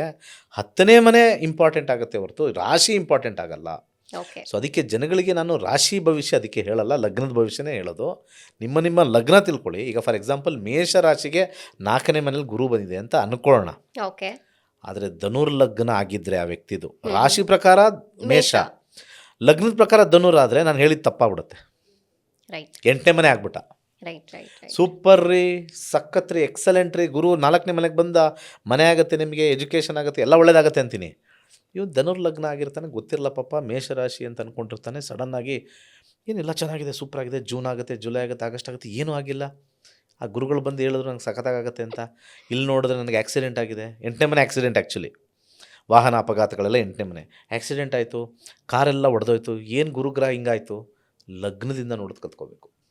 ರಾಶಿ ನೋಡೋದ್ರ ಜೊತೆಗೆ ಲಗ್ನ ತಿಳ್ಕೋಬೇಕು ಅನ್ನೋದು ಇಂಪಾರ್ಟೆಂಟ್. ಪ್ರಾಬ್ಲಮ್ ಏನು ಅಂದರೆ ಎಲ್ಲ ಜ್ಯೋತಿಷಿಗಳು ಒಂದೇ ಪೇಜಲ್ಲಿದ್ದರೆ ಕರೆಕ್ಟಾಗಿರುತ್ತೆ. ಈಗ ನಾನು ಲಗ್ನ ಒಬ್ಬನ ಹೇಳಿದ್ರೆ, ಇನ್ನು ಉಳಿದ ಜ್ಯೋತಿಷರುಗಳೆಲ್ಲ ರಾಶಿ ಹೇಳಿದ್ರೆ ಹೇಗೆ ನಾವು ಇದಾಗತ್ತೆ? ಸೊ ನಾವು ಎಜುಕೇಟ್ ಮಾಡಬೇಕು. ಆ ಎಜುಕೇಷನ್ ಮಾಡೋದನ್ನೇ ನಾನು ಮಾಡ್ತಾ ಇರೋದು ಕೆಲಸ. ಸೊ ಯಾವಾಗ ಒಬ್ಬ ಮನುಷ್ಯ ಎಜುಕೇಟ್ ಆಗ್ತಾನೆ, ಅದನ್ನೇ B.R. ಅಂಬೇಡ್ಕರ್ ಅವ್ರು ಹೇಳಿದ್ದಲ್ವಾ, ಒಂದು ಸಬ್ಜೆಕ್ಟಲ್ಲಿ ಮೂಢನಂಬಿಕೆ ಹೋಗಿ ನಂಬಿಕೆ ಬರಬೇಕು ಅಂತಂದರೆ ವಿದ್ಯಾವಂತರಾಗಬೇಕು ಅಂತ. Correct correct. ಜ್ಯೋತಿಷದಲ್ಲಿ ವಿದ್ಯಾವಂತರಾಗಬೇಕು ಅಂತ ಹೇಳಿ 15 ದಿವಸದಲ್ಲಿ ಹೇಳ್ಕೊಡ್ತೀವಿ ನಾವು ಜ್ಯೋತಿಷ್ಯನ. ರೈಟ್. 10 ವರ್ಷ 15 ವರ್ಷ ಅಂತ ಇಲ್ಲವೇ ಇಲ್ಲ, 15 ದಿವಸದಲ್ಲಿ ಖಂಡಿತ ಆ ಪಾಯಿಂಟಿಗೆ ಬರ್ತೀನಿ. ಇನ್ನು ಮಿಥುನಕ್ಕೆ ಬಂದ್ರೆ ಹೇಗಿದೆ ಮಿಥುನ ರಾಶಿ? ಈಗ ವೃಷಭದ್ದು ಕೆಲಸ ಜಾಸ್ತಿ ಅಂತ ಹೇಳಿದೀವಿ, ವರ್ಕ್ ಜಾಸ್ತಿ ಮಾಡಬೇಕು. ಹೌದು. ಮಿಥುನಕ್ಕೆ ಲಗ್ನ ಅಂತ ತಗೊಂಡ್ರೆ ಒಳ್ಳೇದು. ಯಾವಾಗಲೂ ಕೂಡ ನಾನು ಲಗ್ನಕ್ಕೆ ಸಜೆಷನ್ ಕೊಡ್ತೀನಿ. ಕೆಲವ್ರು ಹೇಳ್ತಾರೆ ಲಗ್ನ ಗೊತ್ತಿಲ್ಲ ಅಂತ. ಸೊ ನಾನೇನು ಸಜೆಸ್ಟ್ ಮಾಡ್ತೀನಿ ಎಲ್ಲರಿಗೂ ಇವತ್ತು, ವೃಷಭ ಲಗ್ನ ಅಥವಾ ವೃಷಭ ರಾಶಿ ಎರಡೂ ಹೇಳ್ಬಿಡೋಣ ಬೆಸ್ಟು. ಅದೇ ಥರ ಮಿಥುನ ಲಗ್ನ, ಮಿಥುನ ರಾಶಿ. ಮಿಥುನ ಲಗ್ನ ಅಥವಾ ಮಿಥುನ ರಾಶಿ ಯಾವುದು ಫಸ್ಟ್ ನಿಮಗೆ ಲಗ್ನ ಗೊತ್ತಿಲ್ಲ, ಲಗ್ನ ಪ್ರಯಾರಿಟಿ ತೊಗೊಳ್ಳಿ. ಲಗ್ನ ನನಗೆ ಅರಿವೇ ಇಲ್ಲ ಅಂದಾಗ ರಾಶಿ ತೊಗೊಳ್ಳಿ. ಇಂಥ ವಿಚಾರದಲ್ಲಿ ಬಂದಾಗ ಈ ಮಿಥುನ ಲಗ್ನದವ್ರಿಗೆ ಅಥವಾ ರಾಶಿಯವರಿಗೆ 2ನೇ ಮನೇಲಿ ಗುರು ಅಂದರೆ ಅದು ಕುಟುಂಬ ಸ್ಥಾನ ಅಂತ ಕರಿತೀವಿ, ಧನಸ್ಥಾನ ಅಂತ ಕರಿತೀವಿ, ಜಾಸ್ತಿ ದುಡ್ಡು ಬರೋ ಸ್ಥಾನ, ಹೆಚ್ಚಿನ ಧನಾಗಮನ ಆಗ್ತಕ್ಕಂಥ ಒಂದು ವಿಚಾರ, ದುಡ್ಡಿನ ವಿಚಾರದಲ್ಲಿ ಜಾಸ್ತಿ ಬರುತ್ತೆ. ಹಾಗೆ ನಾವು ಮುಂದಿನ ಒಂದು ಲಗ್ನ ಅಥವಾ ರಾಶಿಗೆ ಹೋದರೆ ಕರ್ಕಾಟಕ ಲಗ್ನ. ಇಲ್ಲಿ ನೀವು ಗುರುಗಳ ಬಲಗಳನ್ನ ನೋಡ್ಕೋಬೋದು. ನೀವು ಯಾವ ರಾಶಿಗೆ ಲಗ್ನಕ್ಕೆ ಚೆನ್ನಾಗಿದೆ ಅಂದರೆ ಅಲ್ಲಿ ಗುರುಬಲ ಅಂತ ತಿಳ್ಕೊಳ್ಳಿ. ಯಾವುದಕ್ಕೆ ಅಷ್ಟು ಚೆನ್ನಾಗಿಲ್ಲ ಅಂದಾಗ ಅದು ಗುರುಬಲ ಇಲ್ಲ ಅಂತ ತಿಳ್ಕೊಳ್ಬೇಕು ಅಷ್ಟೇ. ಜನರಲ್ ಕ್ಯಾಟಗರಿಲಿ ಹೇಳ್ಬೋದು. ಈಗ ಕರ್ಕಾಟಕ ಲಗ್ನ ಅಥವಾ ಕರ್ಕಾಟಕ ರಾಶಿ ಲಗ್ನದಲ್ಲೇ ಗುರು ಸಂಚಾರ ಆದಾಗ ಅದು 1ನೇ ಮನೆ ಆಗುತ್ತೆ. 1ನೇ ಮನೆ ಯಾವಾಗಲೂ ಕೂಡ ಶ್ರಮ ಜಾಸ್ತಿ, ಸೆಲ್ಫ್ ಅಂತ ನಾವು ಕರಿತೀವಿ, ಸೆಲ್ಫ್ ಎಫರ್ಟ್ ಜಾಸ್ತಿ. ನಿಮಗೆ ಜನರಲಾಗಿ ಹೇಳಬೇಕು ಅಂದರೆ ಯಾರಿಗಾರು ಒಬ್ಬರು ಎದ್ದು ಹೋಗೋಕ್ಕಾಗಲ್ಲ ಅಂದರೆ ನಿಮಗೆ ಸಹಪಾಠಿಗಳಿರ್ತಾರೆ, ಅದು ಒಳ್ಳೆಯದು. ನೀವು ಎದ್ದೋಗೋಕ್ಕಾಗಲ್ಲ ಅಂತ ನಿಮ್ಮನ್ನು ಕರ್ಕೊಂಡು ಹೋಗ್ಬೇಕಲ್ಲ ಒಬ್ಬರನ್ನ ಎತ್ಕೊಂಡು, ಅದು ಇಲ್ಲದೇ ಇದ್ದಾಗ ಒಂದು ಸೆಲ್ಫ್ ಎಫರ್ಟ್ ಜಾಸ್ತಿ. ಲಗ್ನದಲ್ಲೇ ಗುರು ಇರ್ತಕ್ಕಂಥದ್ದು ಕರ್ಕಾಟಕ ಲಗ್ನದವ್ರಿಗೆ ಅಷ್ಟು ಚೆನ್ನಾಗಿಲ್ಲ. ಹೇಳ್ಬಿಡ್ತಾರೆ ಲಗ್ನದಲ್ಲಿ ಒಳ್ಳೆಯದು, ಉಚ್ಚ ಸ್ಥಾನದಲ್ಲಿದೆ ಅಂತ, ಆದರೆ ಸೆಲ್ಫ್ ಎಫರ್ಟ್ ಜಾಸ್ತಿ ಆಗಿಬಿಡುತ್ತೆ. ಸೊ ಅದು ಒಂದು. ಸಿಂಹ ಲಗ್ನ ಮತ್ತು ಸಿಂಹ ರಾಶಿಯವ್ರಿಗೆ ಇದು 12ನೇ ಮನೆ ಹೊಟ್ಟೋಯ್ತು ಗುರು. 2 ರೀತಿ ಕೆಟ್ಟದ್ದು ಇದೆ, ಒಳ್ಳೆಯದು ಇದೆ. ಹಣಕಾಸು ವಿಚಾರದಲ್ಲಿ ಕಷ್ಟ, ಆದರೆ ಆಧ್ಯಾತ್ಮಿಕದಲ್ಲಿ ಉತ್ತಮ. ಯಾಕಂದರೆ 12ನೇ ಮನೆ ಆಧ್ಯಾತ್ಮಿಕ ತೋರಿಸುತ್ತೆ. ಯಾರ್ಯಾರು ಆಧ್ಯಾತ್ಮಿಕಕ್ಕೆ ಹೋಗ್ಬೇಕು, ನಾನು ಒಂದು ಬದಲಾವಣೆ ಆಗಬೇಕು ಅಂದರೆ ಗುರು ಆಧ್ಯಾತ್ಮಿಕ ಗ್ರಹ ಕೂಡ ಉಚ್ಚ ಸ್ಥಾನದಲ್ಲಿ ಬಂದಾಗ ನಿಮಗೆ ಆಧ್ಯಾತ್ಮಿಕ ದರ್ಶನವನ್ನು ಮಾಡಿಸ್ತಾನೆ. ಹಾಗೆ ದುಡ್ಡು ವಿಚಾರದಲ್ಲಿ ಬಂದಾಗ, ಆರ್ಥಿಕ ಪರಿಸ್ಥಿತಿ ಬಂದಾಗ ಯಾರು ನಾಸ್ತಿಕರಿರ್ತಾರೆ ಅವ್ರಿಗೆಲ್ಲ ದುಡ್ಡಿನ ವ್ಯಯ. Yes yes yes. ಗುರುಗಳೇ, ತಾವು ಹೇಳ್ತಿದ್ರಿ ಗುರು ದಶೆ ಕೂಡ ಇಂಪಾರ್ಟೆಂಟ್, ಆ ಜಾತಕದಲ್ಲಿ ಅದು ನಡೀತಾ ಇರಬೇಕು. ಈ ಗುರುದಶೆ ಅಂದ್ರೆ ಏನು, ಏನಾಗುತ್ತೆ ಗುರುದಶೆ ಬಂದರೆ ಒಬ್ಬ ಮನುಷ್ಯನಿಗೆ ಅಂತ? ಎಲ್ಲರಿಗೂ ಗುರುದಶೆ ಬಂದ ತಕ್ಷಣ ಒಳ್ಳೇದಾಗುತ್ತೆ ಅನ್ನೋ ಒಂದು ಭ್ರಮೆಯಲ್ಲಿದ್ದೀವಿ ನಾವು.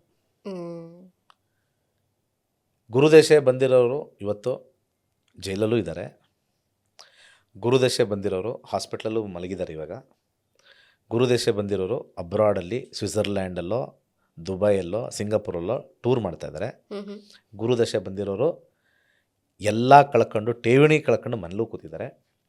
ಗುರುದಶೆ ಬಂದಿರೋರು ಉತ್ತಮವಾಗಿರ್ತಕ್ಕಂಥ ಜೀವನನೂ ನಡೆಸ್ತಾ ಇದ್ದಾರೆ. ಗುರುದಶ ಬಂದಿರೋರು ಕೋಟ್ಯಾಧೀಶರು ಆಗಿದ್ದಾರೆ.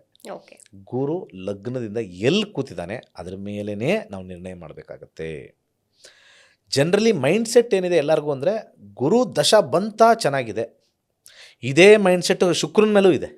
ಹಾ, ಶುಕ್ರದಶೆ ಶುರು ಆಗ್ಬಿಟ್ರೆ ಮುಗೀತು. ಮುಗೀತು ಅಂತೆ. ಹಾಗಿದ್ರೆ ಶುಕ್ರದಶ ಬಂದವರೆಲ್ಲ ಅದೇ ಸ್ಥಿತಿಲಿದ್ದಾರೆ ಅಂದರೆ ಒಂದು 10 ಜನ ಲೈನಾಗಿ ನಿಲ್ಲಿಸಿದ್ರೆ ಶುಕ್ರದಶ ಒಂದು 10 ಜನದಲ್ಲಿ 3 ಜನಕ್ಕೆ ಬಂದೇ ಬರುತ್ತೆ. ಅವ್ನು ಕೋಟ್ಯಾಧೀಶರು ಆದ್ನ ಅಂತಂದರೆ ಏನಿಲ್ಲ ಅಂತಾನೆ. ರೈಟ್. ಸ್ಥಾನ ಭಾಳ ಇಂಪಾರ್ಟೆಂಟು. ಯಾವ ಸ್ಥಾನದಲ್ಲಿ ಗ್ರಹಗಳು ಕೂತಿರ್ತಾವೋ ಆ ಸ್ಥಾನದ ಫಲವನ್ನೇ ತಗೊಳ್ಬೇಕು.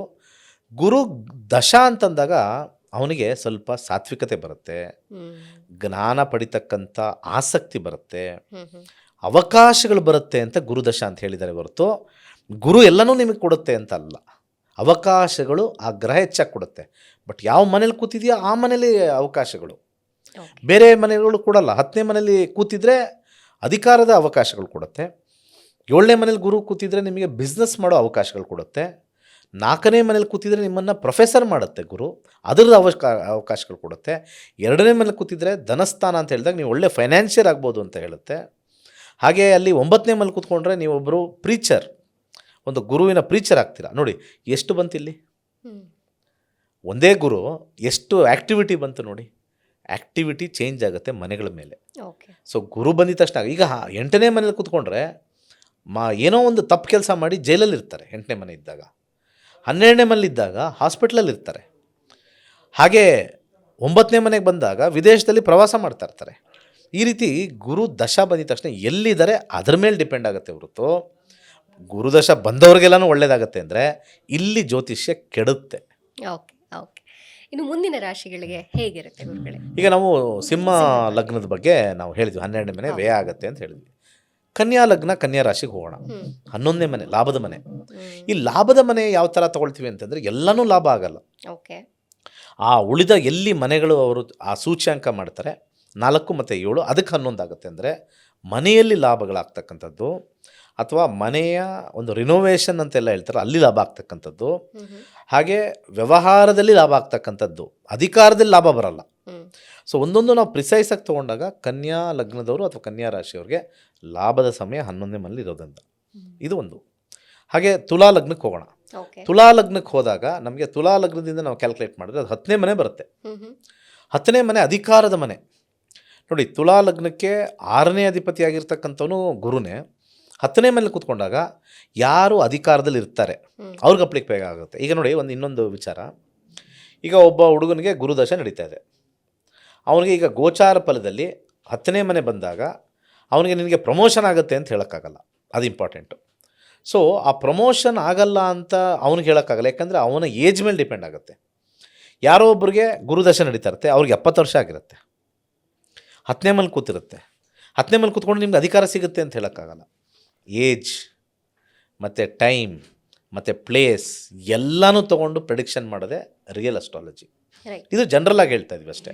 ತುಲಾ ಲಗ್ನ ತುಲಾ ರಾಶಿಯಲ್ಲಿ 10ನೇ ಮನೇಲಿ ಕೂತ್ಕೊಂಡಾಗ ಪ್ರಮುಖವಾಗಿ ನಾವು ನೋಡಬೇಕು ಅಂದರೆ ಪ್ರಮೋಷನ್ಗೆ ಒಳ್ಳೆ ಟೈಮ್, ಅದ್ಭುತವಾಗಿ ಹೆಸರು ಕೀರ್ತಿ ಪ್ರತಿಷ್ಠೆ ಮಾಡ್ತಕ್ಕಂಥ ಟೈಮ್. ಅದೇ ಮಕ್ಕಳಲ್ಲಿ ಬಂದರೆ ಈಗೋ ಜಾಸ್ತಿ ಆಗುತ್ತೆ, ಮದುವೆ ವಿಚಾರದಲ್ಲಿ ಬಂದರೆ ಅಹಂ ಜಾಸ್ತಿ ಆಗುತ್ತೆ, ಮದುವೆ ವಿಚಾರದಲ್ಲಿ ಗಲಾಟೆಗಳು ಜಾಸ್ತಿ ಆಗುತ್ತೆ ಅಂತ ನಾವು ಹೇಳ್ತೀವಿ. ಗುರು ಗ್ರಹದಿಂದ ಈ ಪ್ರತಿಯೊಂದು ಮನೆ ಒಳ್ಳೆಯದು ಇದೆ, ಕೆಟ್ಟದ್ದು ಇದೆ. ಪರಿಪೂರ್ಣವಾಗಿ ಒಳ್ಳೆಯದು ಅಂತ ಯಾವುದೂ ಇಲ್ಲ. ಈಗ ಯಾರೋ ಒಬ್ಬರಿಗೆ ದುಡ್ಡು ಬೇಕಾಗುತ್ತೆ, ದುಡ್ಡು ಬಂದರೆ ಅವ್ನಿಗೆ ಒಳ್ಳೇದಾಯಿತು. ಯಾರೋ ಹತ್ರ ದುಡ್ಡಿರುತ್ತೆ, ಅವನಿಗೆ ಆರೋಗ್ಯ ಸರಿ ಇಲ್ಲ, ಆರೋಗ್ಯ ಬಂದರೆ ಒಳ್ಳೇದಾಯಿತು ಅಂತಾನೆ. ಯಾರ ಹತ್ರ ದುಡ್ಡು ಇದೆ, ಆರೋಗ್ಯನೂ ಇದೆ, ಸಂಬಂಧ ಸರಿ ಇಲ್ಲ, ಸಂಬಂಧ ಸರಿ ಹೋದರೆ ಸರಿ ಇದೆ ಅಂತ ಹೇಳ್ತಾನೆ. ವ್ಯಕ್ತಿಗತವಾಗಿರ್ತಕ್ಕಂಥ ಸಮಸ್ಯೆನ ನಾವು ತೊಗೊಳ್ಬೇಕೇ ಹೊರತು ಗುರುಗ್ರಹ ಎಲ್ಲಾನು ಚೆನ್ನಾಗಿ ಮಾಡಿಬಿಡುತ್ತೆ ಅಂತ ಹೇಳ್ತಕ್ಕಂಥ ಒಂದು ಮನಸ್ಥಿತಿಲಿ ನಾವು ಇರಬಾರ್ದು. ಖಂಡಿತ ಖಂಡಿತ ಸೂಕ್ಷ್ಮವಾಗಿ ಹೋಗ್ಬೇಕು. ಎಸ್ ಗುರುಗಳೇ. ಸೊ ನೀವು ಸಾಮಾನ್ಯರಿಗೆ ತಿಳಿಯೋ ಹಾಗೆ ಜ್ಯೋತಿಷ್ಯವನ್ನು ಹೇಳಬೇಕು ಅನ್ನೋವಂಥದ್ದು ಮತ್ತು ಸ್ಟೂಡೆಂಟ್ಸ್ ಮೂಲಕವೂ ಬರೀ 15 ದಿನಗಳಲ್ಲಿ ಜ್ಯೋತಿಷ್ಯವನ್ನು ತಿಳಿಸ್ಕೊಡುವಂಥ ಒಂದು ಪ್ರಯತ್ನ ಹೀಗೆ ಇರುವಾಗ ಈ ಗುರುಗ್ರಹವನ್ನು ನಾವು ಒಲಿಸಿಕೊಳ್ಳಬೇಕು ಅಥವಾ ಗುರುವಿನ ಅನುಗ್ರಹ ಸಂಪಾದನೆ ಮಾಡಬೇಕು ಅಂದರೆ ಪೂಜೆ, ಹೋಮ, ಹವನ ಇತ್ಯಾದಿಗಳನ್ನೆಲ್ಲ ಬಿಟ್ಟು ಸಾಮಾನ್ಯರಿಗೆ ಏನು ಮಾಡ್ಲಿಕ್ಕೆ ಸಾಧ್ಯ ಇದೆ ಗುರುಗಳೇ?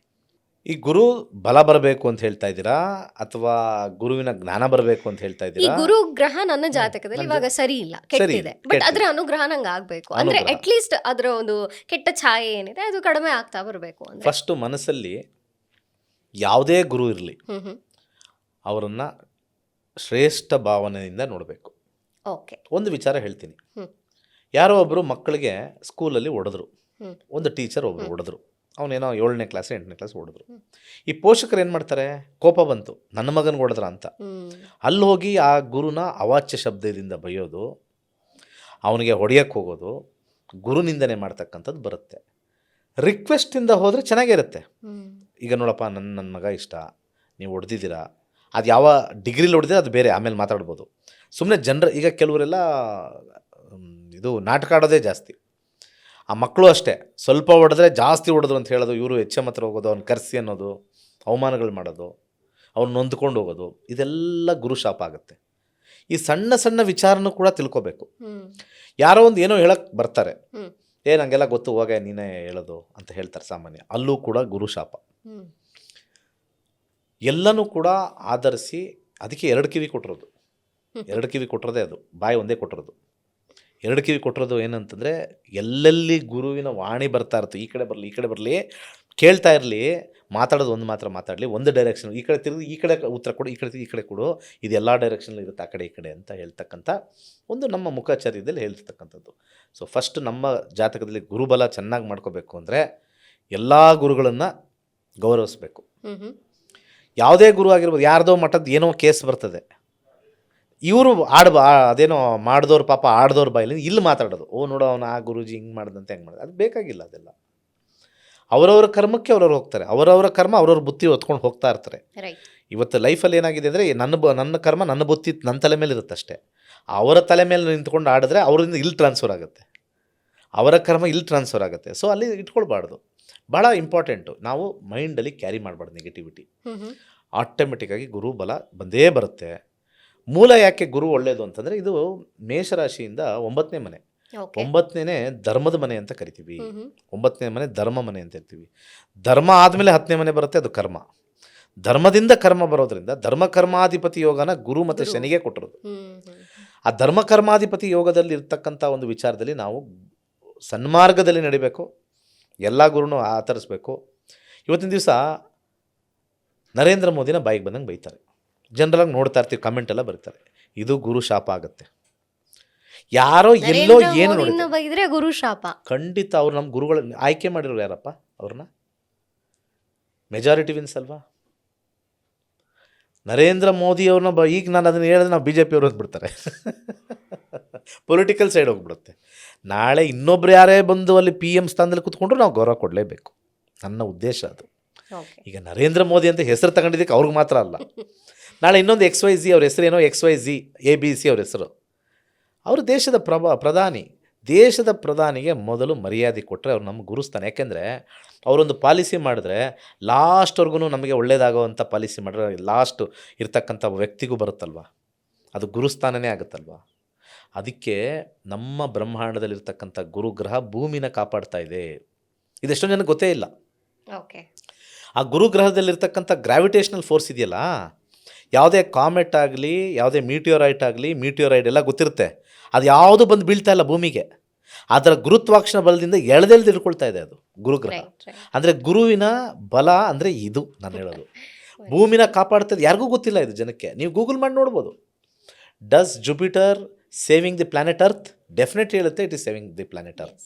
ಯಾಕಂದರೆ ಯಾವುದೇ ಆಗಿರ್ತಕ್ಕಂಥ ಒಂದು ಸಣ್ಣ ಬಂಡೆನೂ ಬಂದು ಬೀಳಿಸ್ತಾ ಇಲ್ಲ, ಅದರದ್ದು ಎಳೆದು ಅಟ್ಮಾಸ್ಫಿಯರಲ್ಲಿ ಭಸ್ಮ ಮಾಡ್ತಾ ಇದೆ. ಇದು ನಾಸಾನೂ ಒಪ್ಕೊಳ್ಳುತ್ತೆ, ಇದು ನಮ್ಮ ಸೈನ್ಸ್ ಒಪ್ಕೊಳ್ಳುತ್ತೆ, ಇಸ್ರೋದವರು ಒಪ್ಕೊಳ್ತಾರೆ. ಗುರುಗ್ರಹ ಇಸ್ ಸೇವಿಂಗ್ ಅರ್ತ್ ಅಂತ ಹೇಳ್ತಾರೆ. ಅದಕ್ಕೆ ಗುರುಬಲ, ಗುರು ಆಶೀರ್ವಾದ ಇರಲೇಬೇಕು ಅಂತ ಹೇಳ್ತಾರೆ. ಇನ್ನು ಮುಂದಿನ ರಾಶಿ ವೃಶ್ಚಿಕ ರಾಶಿಗೆ ಬರೋದಾದ್ರೆ, ಈಗ ವೃಶ್ಚಿಕ ರಾಶಿ ಅಂತಂದರೆ ಅಲ್ಲಿ 9ನೇ ಮನೆ ಬಂದ್ಬಿಡುತ್ತೆ. 9ನೇ ಮನೆ 8ನೇ ಮನೆ ಸ್ವಲ್ಪ ಸಫರಿಂಗ್, ಲಗ್ನ ಆಗಲಿ ತೊಗೊಳ್ಳಿ, ರಾಶಿಯಾರು ತೊಗೊಳ್ಳಿ, ಗುರುಬಲದಿಂದ ಹೊಸ ಸಬ್ಜೆಕ್ಟ್ ಓದ್ತಕ್ಕಂಥದ್ದು ಹೆಲ್ಪ್ ಆಗುತ್ತೆ, ಟ್ರಾವೆಲಿಂಗ್ ಹೆಲ್ಪ್ ಆಗುತ್ತೆ, ಗುರು ದರ್ಶನ ಆಗುತ್ತೆ 9ನೇ ಮನೆ ಬಂದಾಗ. ಸೊ ಇದು ವೃಶ್ಚಿಕಕ್ಕೆ ಉತ್ತಮವಾಗಿರ್ತಕ್ಕಂಥ ಸಮಯ ಅಂತ. ಸ್ಪಿರಿಚುವಲಿ ಇನ್ಕ್ಲಿನೇಷನ್ ಅಂತ ಬರುತ್ತೆ, ಬದಲಾವಣೆ ಆಗುತ್ತೆ, ತಂದೆಯಿಂದ ಅವರಿಗೆ ಸಹಾಯ ಆಗ್ತಕ್ಕಂಥದ್ದು, ಅಥವಾ ತಂದೆಯ ವಿಚಾರದಿಂದ ಸಹಾಯ ಆಗ್ತಕ್ಕಂಥದ್ದು, ಅಥವಾ ಫಾದರ್ಲಿ ಫಿಗರ್ ಇರೋರಿಗೆಲ್ಲನೂ ಕೂಡ ಉತ್ತಮವಾಗಿರ್ತಕ್ಕಂಥ ಸಮಯ ವೃಶ್ಚಿಕ ಲಗ್ನದವ್ರಿಗೆ. ಇನ್ನು ಧನು ಬಂದರೆ, ಧನು ರಾಶಿ ಇಲ್ಲಿ ನೋಡಿ, ಗುರುನೇ ಧನು ರಾಶಿ ಅಧಿಪತಿ. ಎಷ್ಟೇ ಆದರೂ ಕೂಡ ಇದನ್ನು ನಾವು ಒಂದು ರೀತಿ 50% ಸಾಕಟ ಯೋಗ ಅಂತ ಕರಿತೀವಿ. ಸಾಕಟ ಯೋಗ ಇದೊಂದು ಯೋಗ. ಇದು ಆ ಸಾಕಟ ಯೋಗ ಸಂಕಟ ಯೋಗ ಅಂತ ನಾವು ತೊಗೊಳ್ಬೋದು. ಇಲ್ಲಿ ಇದೇ ಲಗ್ನಾಧಿಪತಿಯಾಗಿರ್ತಕ್ಕಂಥವ್ರು ಅಥವಾ ಚಂದ್ರ ರಾಶಿಯಾಗಿ ಅಷ್ಟಮದಲ್ಲಿ ಇವಾಗ ಚಂದ್ರ ಬಂದರೆ ಅದು ಸಾಕಟ ಯೋಗ ಅಂತ ಕರೀತಾರೆ. ಸಂಕಟ ಜಾಸ್ತಿ. ಹ್ಮ್ ಹ್ಮ್ ಇದೇ ಲಗ್ನಾಧಿಪತಿ ಹುಚ್ಚನಾಗಿ ಹೋಗಿ ಹೆಚ್ಚು ಸಂಕಟ ಕೊಡ್ತಾ ಇರ್ತಾನೆ.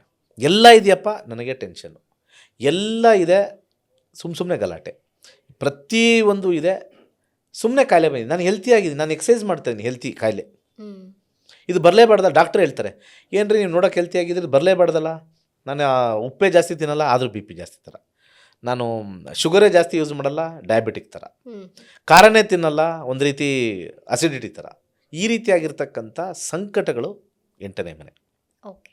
ಭಾಳ ಇವಾಗ ಇಂಪಾರ್ಟೆಂಟ್. ಧನುರ್ ರಾಶಿ ಲಗ್ನ ಮತ್ತು ಅವ್ರಿಗೆಲ್ಲ ಸಂಕಟದ ಸಮಯ. ಹ್ಮ್ ಹ್ಮ್ ಇದೆಲ್ಲದಕ್ಕೂ ಯಾವುದಕ್ಕೆ ನೆಗೆಟಿವ್ ಇದೆ ಅದನ್ನೆಲ್ಲ ನಾನು ಸ್ವಲ್ಪ ಹೇಳ್ತೀನಿ. ನಾನು ಓಕೆ. ಮಕರ ಲಗ್ನಕ್ಕೆ ಬಂದಾಗ ಇಲ್ಲಿ ಹೆಚ್ಚು ಜನರನ್ನ ಮೀಟ್ ಮಾಡ್ತಕ್ಕಂಥ ವಿಚಾರ. ಮಕರ ಲಗ್ನ ಆಗಲಿ ಮಕರ ರಾಶಿ ಆಗಲಿ 7ನೇ ಮನೆ ಬಂತು. ಹ್ಮ್ 7ನೇ ಮನೆ ಕೇಂದ್ರ ಅಂತ ಕರಿತೀವಿ. ಓಕೆ. ಇದು ಲಗ್ನ ಅಥವಾ ರಾಶಿ ನೀಚ ಆಗಿದ್ರು ಕೂಡ 7ನೇ ಮನೆ ಬಂದ್ಬಿಟ್ಟು ಅದ್ಭುತವಾಗಿರ್ತಕ್ಕಂಥ ಸ್ಥಾನ.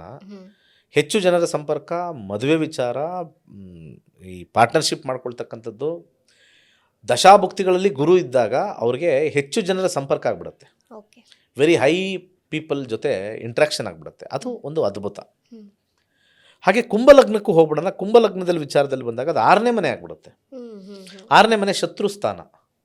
ಕೆಲವೊಂದು ಸತಿ ಇವ್ರು ಹಿರಿಯರೇ ಇವ್ರಿಗೆ ಶತ್ರು ಆಗಿಬಿಡ್ತಾರೆ. ಕುಂಭರಾಶಿಯಲ್ಲಿ ಕುಂಭಲಗ್ನದಲ್ಲಿ ಇವ್ರಿಗೆ ಚೆನ್ನಾಗೇ ಮಾತಾಡ್ಸ್ತಾ ಇದ್ವಿ, ನಮ್ಮ ದೊಡ್ಡಪ್ಪ ಮಾತಾಡಿಸ್ತಾನೆ ಇಲ್ಲ ಈಗ ಅಂತ, ಹ್ಮ್ ಹ್ಮ್ ಹ್ಮ್ ನಮ್ಮಪ್ಪ ಮಾತಾಡಿಸ್ತಾ ಇಲ್ಲ ಅಂತ ಬರ್ತಕ್ಕಂಥದ್ದು. ನಮ್ಮ ಒಳ್ಳೆ ಗುರುಗಳು ನನ್ನ ಮೇಲೆ ಯಾಕೋ ಮುನಿಸ್ಕೊಂಡಿದ್ದಾರೆ ಅಂತ 6ನೇ ಮನೆ ಶತ್ರು ಸ್ಥಾನ. ಆದರೆ ರೈಟ್ ಸೈಡಲ್ಲಿ ತೊಗೊಂಡಾಗ, ರಾಂಗ್ ಸೈಡಲ್ಲಿ ಅದು ಬರುತ್ತೆ. ಪಾಸಿಟಿವ್ ಸೈಡ್ ಅಥವಾ ರೈಟ್ ಸೈಡಲ್ಲಿ ತೊಗೊಂಡಾಗ ವೃತ್ತಿಯಲ್ಲಿ ಚೆನ್ನಾಗಾಗ್ಬಿಡುತ್ತೆ, ಒಳ್ಳೆ ಅವಕಾಶಗಳು ಸಿಕ್ಬಿಡುತ್ತೆ ವೃತ್ತಿಯಲ್ಲಿ. ಹೆಚ್ಚಿನ ಒಂದು ಹಣದ ಒಂದು ಇಂಕ್ರಿಮೆಂಟ್ ಅಂತ ಏನು ಕರಿತೀವಿ ಅದು ಜಾಸ್ತಿ ಆಗಿಬಿಡುತ್ತೆ. ಓಕೆ. ಅದ್ಭುತವಾಗಿರ್ತಕ್ಕಂಥ ಸಮಯ ಇದು. ಕುಂಭ ಲಗ್ನದವ್ರು ಈ ಥರ ಆಗುತ್ತೆ. ಹ್ಮ್ ಇನ್ನು ಕೊನೆಯದಾಗಿ ಎಲ್ಲರೂ ಮೀನಲಗ್ನ. ಅದು ಮೀನಲಗ್ನನೂ ಕೂಡ ಗುರುವಿನ ಸ್ಥಾನವೇ. ಹ್ಮ್ ಹ್ಮ್ ಯಾವಾಗ ಗುರು 5ನೇ ಮನೆಗೆ ಹೋಗ್ತಾನೆ ಅದು ಪೂರ್ವ ಪುಣ್ಯ ಸ್ಥಾನ ಅಂತ ಹೇಳ್ತೀವಿ. ಒಂದು ಸೈಕಲ್ ಅಂತ ನಾವು ಕರಿತೀವಿ. 12 ವರ್ಷಕ್ಕೊಂದು ಸತಿ ಅಲ್ಲಿ ಬರ್ತಾ ಇರ್ತಾರೆ. ಹ್ಮ್ ಹ್ಮ್ ಹಳೆಯ ಪೂರ್ವ ಪುಣ್ಯದ ಮರು ಲಾಂಚ್ ಆಗ್ತಕ್ಕಂಥದ್ದು ತೋರಿಸುತ್ತೆ. ಹ್ಮ್ ಹ್ಮ್ ಅಂದರೆ ಸ್ವಲ್ಪ ಸಂಕಟ ಸ್ವಲ್ಪ ಒಳಿತು, ಅಂದರೆ 50-50. ಓಕೆ. ಗುಡ್ಡೂ ಇದೆ ಬ್ಯಾಡೂ ಇದೆ ಅಂತ ಹೇಳ್ತಕ್ಕಂಥದ್ದು. ಹಾಗೆ 5ನೇ ಮನೆ ಬಂದಾಗ ಈ ಒಂದು ಶಾಸ್ತ್ರದ ವಿಚಾರದಲ್ಲಿ ಹೆಚ್ಚಾಗುತ್ತೆ, ಶಾಸ್ತ್ರ ಕಲಿತಾರೆ. ಇಲ್ಲಿ ಶಾಸ್ತ್ರ ಅಂತಂದರೆ ನಾವು ಬರೀ ಒಂದು ಪಂಗಡಕ್ಕೆ ಸೀಮಿತ ಮಾಡಿರ್ತಕ್ಕಂಥ ಶಾಸ್ತ್ರ ಅಲ್ಲ. ಯಾವುದೇ ನಾವು ಕಲಿತರೂ ಕೂಡ ಅದು, ಇವಾಗ ಏನೋ ಒಂದು ಹೇಳ್ತೀವಿ ನಾನು ಸಂಗೀತ ಕಲಿಬೇಕು ಅಂತ ಬರುತ್ತೆ, ಆವಾಗ ಗುರು ಅದಕ್ಕೆ ಪ್ರೇರೇಪಣೆ ಕೊಡ್ತಾರೆ. ಓಕೆ. ಪೇಂಟಿಂಗ್ ಕಲಿಬೇಕು ಅಂತ ಬರುತ್ತೆ, ಅಥವಾ ನಾನು ಅಡುಗೆ ಮಾಡೋಕ್ಕೆ ಕಲಿಯೋಕ್ಕೆ, ಇವೆಲ್ಲ ಕಲಿಕೆಗೆ ಮಹತ್ವ ಕೊಡ್ತಕ್ಕಂಥದ್ದು ಗುರುಗ್ರಹ. ಒಂದು ವಿಶೇಷ ಕಲಿಕೆಯನ್ನು ಕೊಡ್ತಾನೆ, ವಿಶೇಷ ಜ್ಞಾನವನ್ನು ಕೊಡ್ತಾನೆ ಮೀನಲಗ್ನದವ್ರಿಗೆ. ಓಕೆ. ಆದರೆ ನೆಗೆಟಿವ್ ಸೈಡ್ ಒಂದಿದೆ, ಹ್ಮ್ ಹ್ಮ್ ಹಣಕಾಸನ್ನು ಕಿತ್ಕೊಂಡ್ಬಿಡ್ತಾನೆ, ಹ್ಮ್ ಯಾರಿಗಾರು ದುಡ್ಡು ಕೊಟ್ಟು ಲಾಸ್ ಮಾಡಿಸ್ಬಿಡ್ತಾನೆ. ಅದಕ್ಕೆ ಹೇಳಿದ್ದು ಪ್ರತಿಯೊಂದು ಟ್ರಾನ್ಸಿಟಲ್ಲೂ ಗುರುಗಾದರೂ ಆಗಲಿ ಯಾರಾದರೂ ಆಗಲಿ ಗುಡ್ಡು ಇದೆ ಬ್ಯಾಡು ಇದೆ. ಗುಡ್ಡು ಬ್ಯಾಡು ಎರಡನ್ನೂ ಸಮವಾಗಿ ಹೇಳಬೇಕು. ಅದೇ ಬೇವು ಬೆಲ್ಲ ನಮ್ಮ ಉಗಾದಿಲಿ ತಿಂತಕ್ಕಂಥದ್ದು. ಜೀವನ ಹಾಗೆ ಇದೆ ಅಂತ ಹೇಳ್ತೀವಿ. ಖಂಡಿತ ಖಂಡಿತ. ಸರ್, ತಾವು ಕ್ರಿಸ್ಟಲ್ ಕೋಚ್ ಕೂಡ ಆಗಿರೋದ್ರಿಂದ ಒಂದು ಕ್ರಿಸ್ಟಲ್ನ ಗುರುವಿಗೋಸ್ಕರ ಧರಿಸಬಹುದು, ಒಂದಷ್ಟು ಖಂಡಿತ. ನಮಗೆ ಒಳಿತು ಸಿಗುತ್ತೆ ಅಂದರೆ ಯಾವುದು ನಾವು ಆಯ್ಕೆ ಮಾಡಿ? ಸಿಟ್ರೈನ್ ಅನ್ನೋದು ಭಾಳ ವಿಶೇಷವಾಗಿರ್ತಕ್ಕಂಥದ್ದು. ಅದು ನೋಡೋಕ್ಕೂ ಕೂಡ ಶೈನಿಂಗ್ ಎಲ್ಲೋ ಇರುತ್ತೆ. ಓಕೆ. ಅದು ಈ ಉಪರತ್ನಗಳಲ್ಲಿ ನಾವು ಸೆಮಿ ಪ್ರೆಷಿಯಸ್ ಅಂತ ನಾವು ಕರಿತೀವಿ. ಓಕೆ. ಈಗ ಮೇನ್ ಜೆಮ್ ಸ್ಟೋನು ನಮಗೆ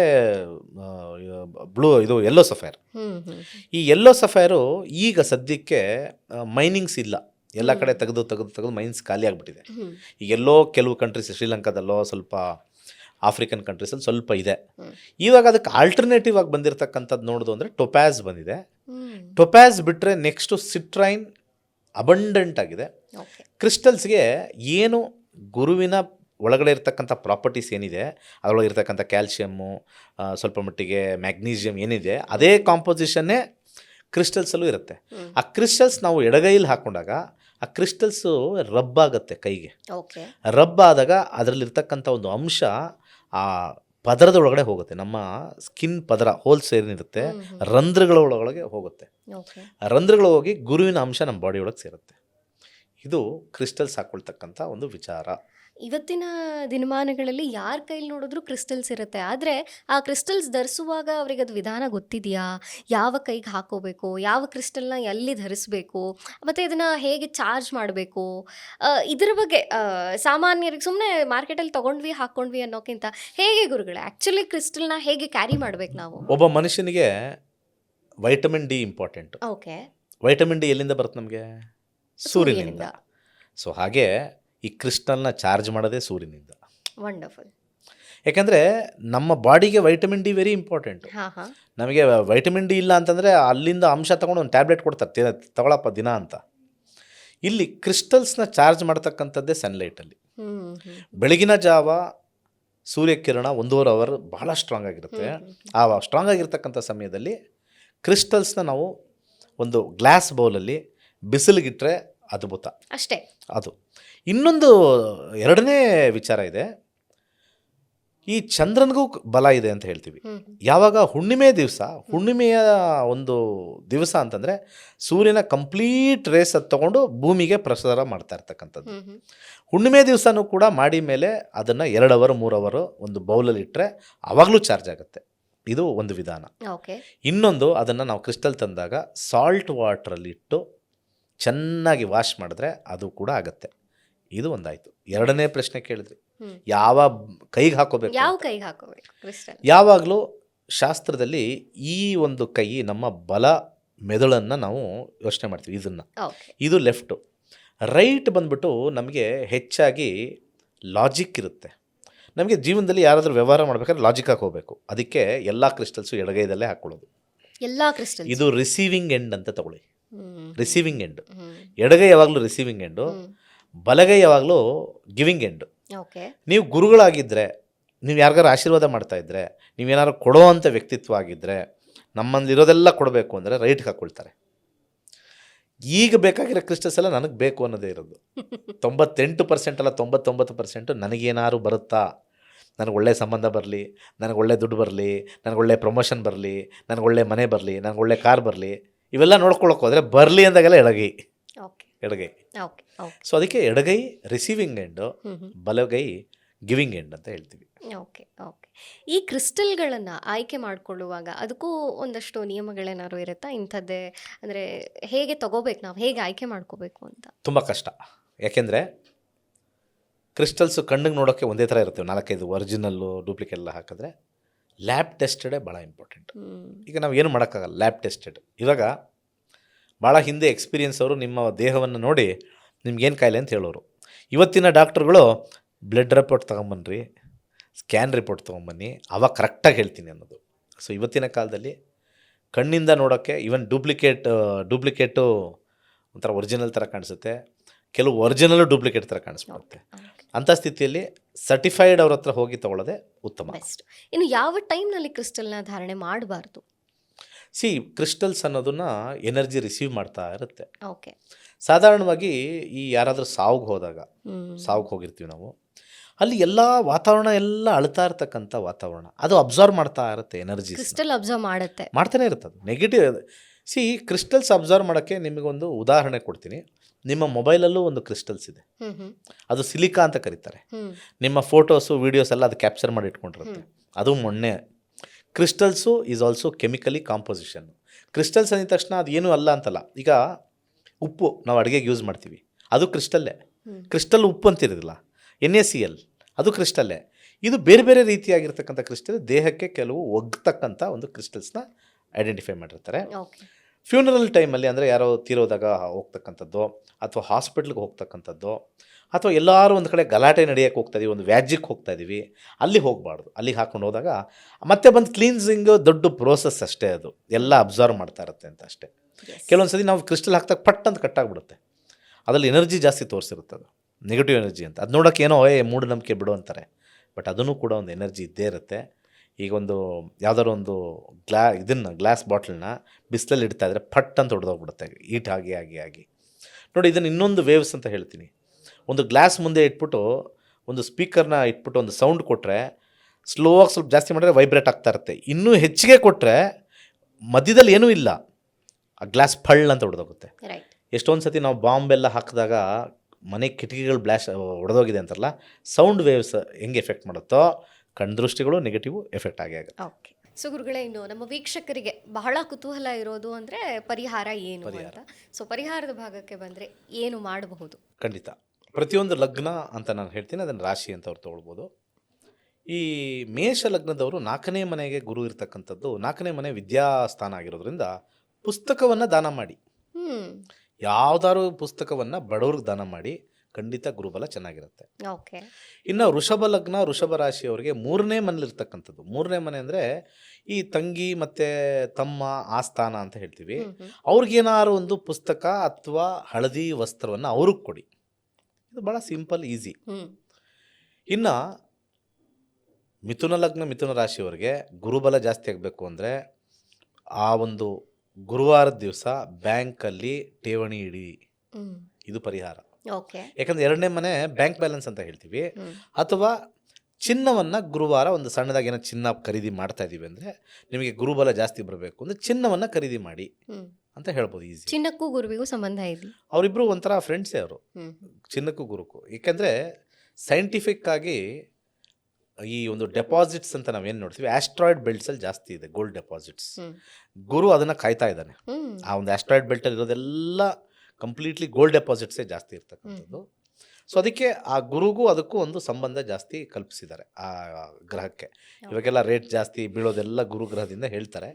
ಈಗ ಸ್ವಲ್ಪ ರೇಟ್ ಸ್ವಲ್ಪ ಹೆಚ್ಚಿಗೆನೂ ಆಗುತ್ತೆ, ಕಮ್ಮಿನೂ ಆಗುತ್ತೆ. ಯಾಕಂದರೆ ಗುರು ಗ್ರಹ ಕರ್ಕಾಟಕಕ್ಕೆ ಹೋಗ್ತಾನೆ, ಸಿಂಹಕ್ಕೂ ಹೋಗ್ತಾನೆ.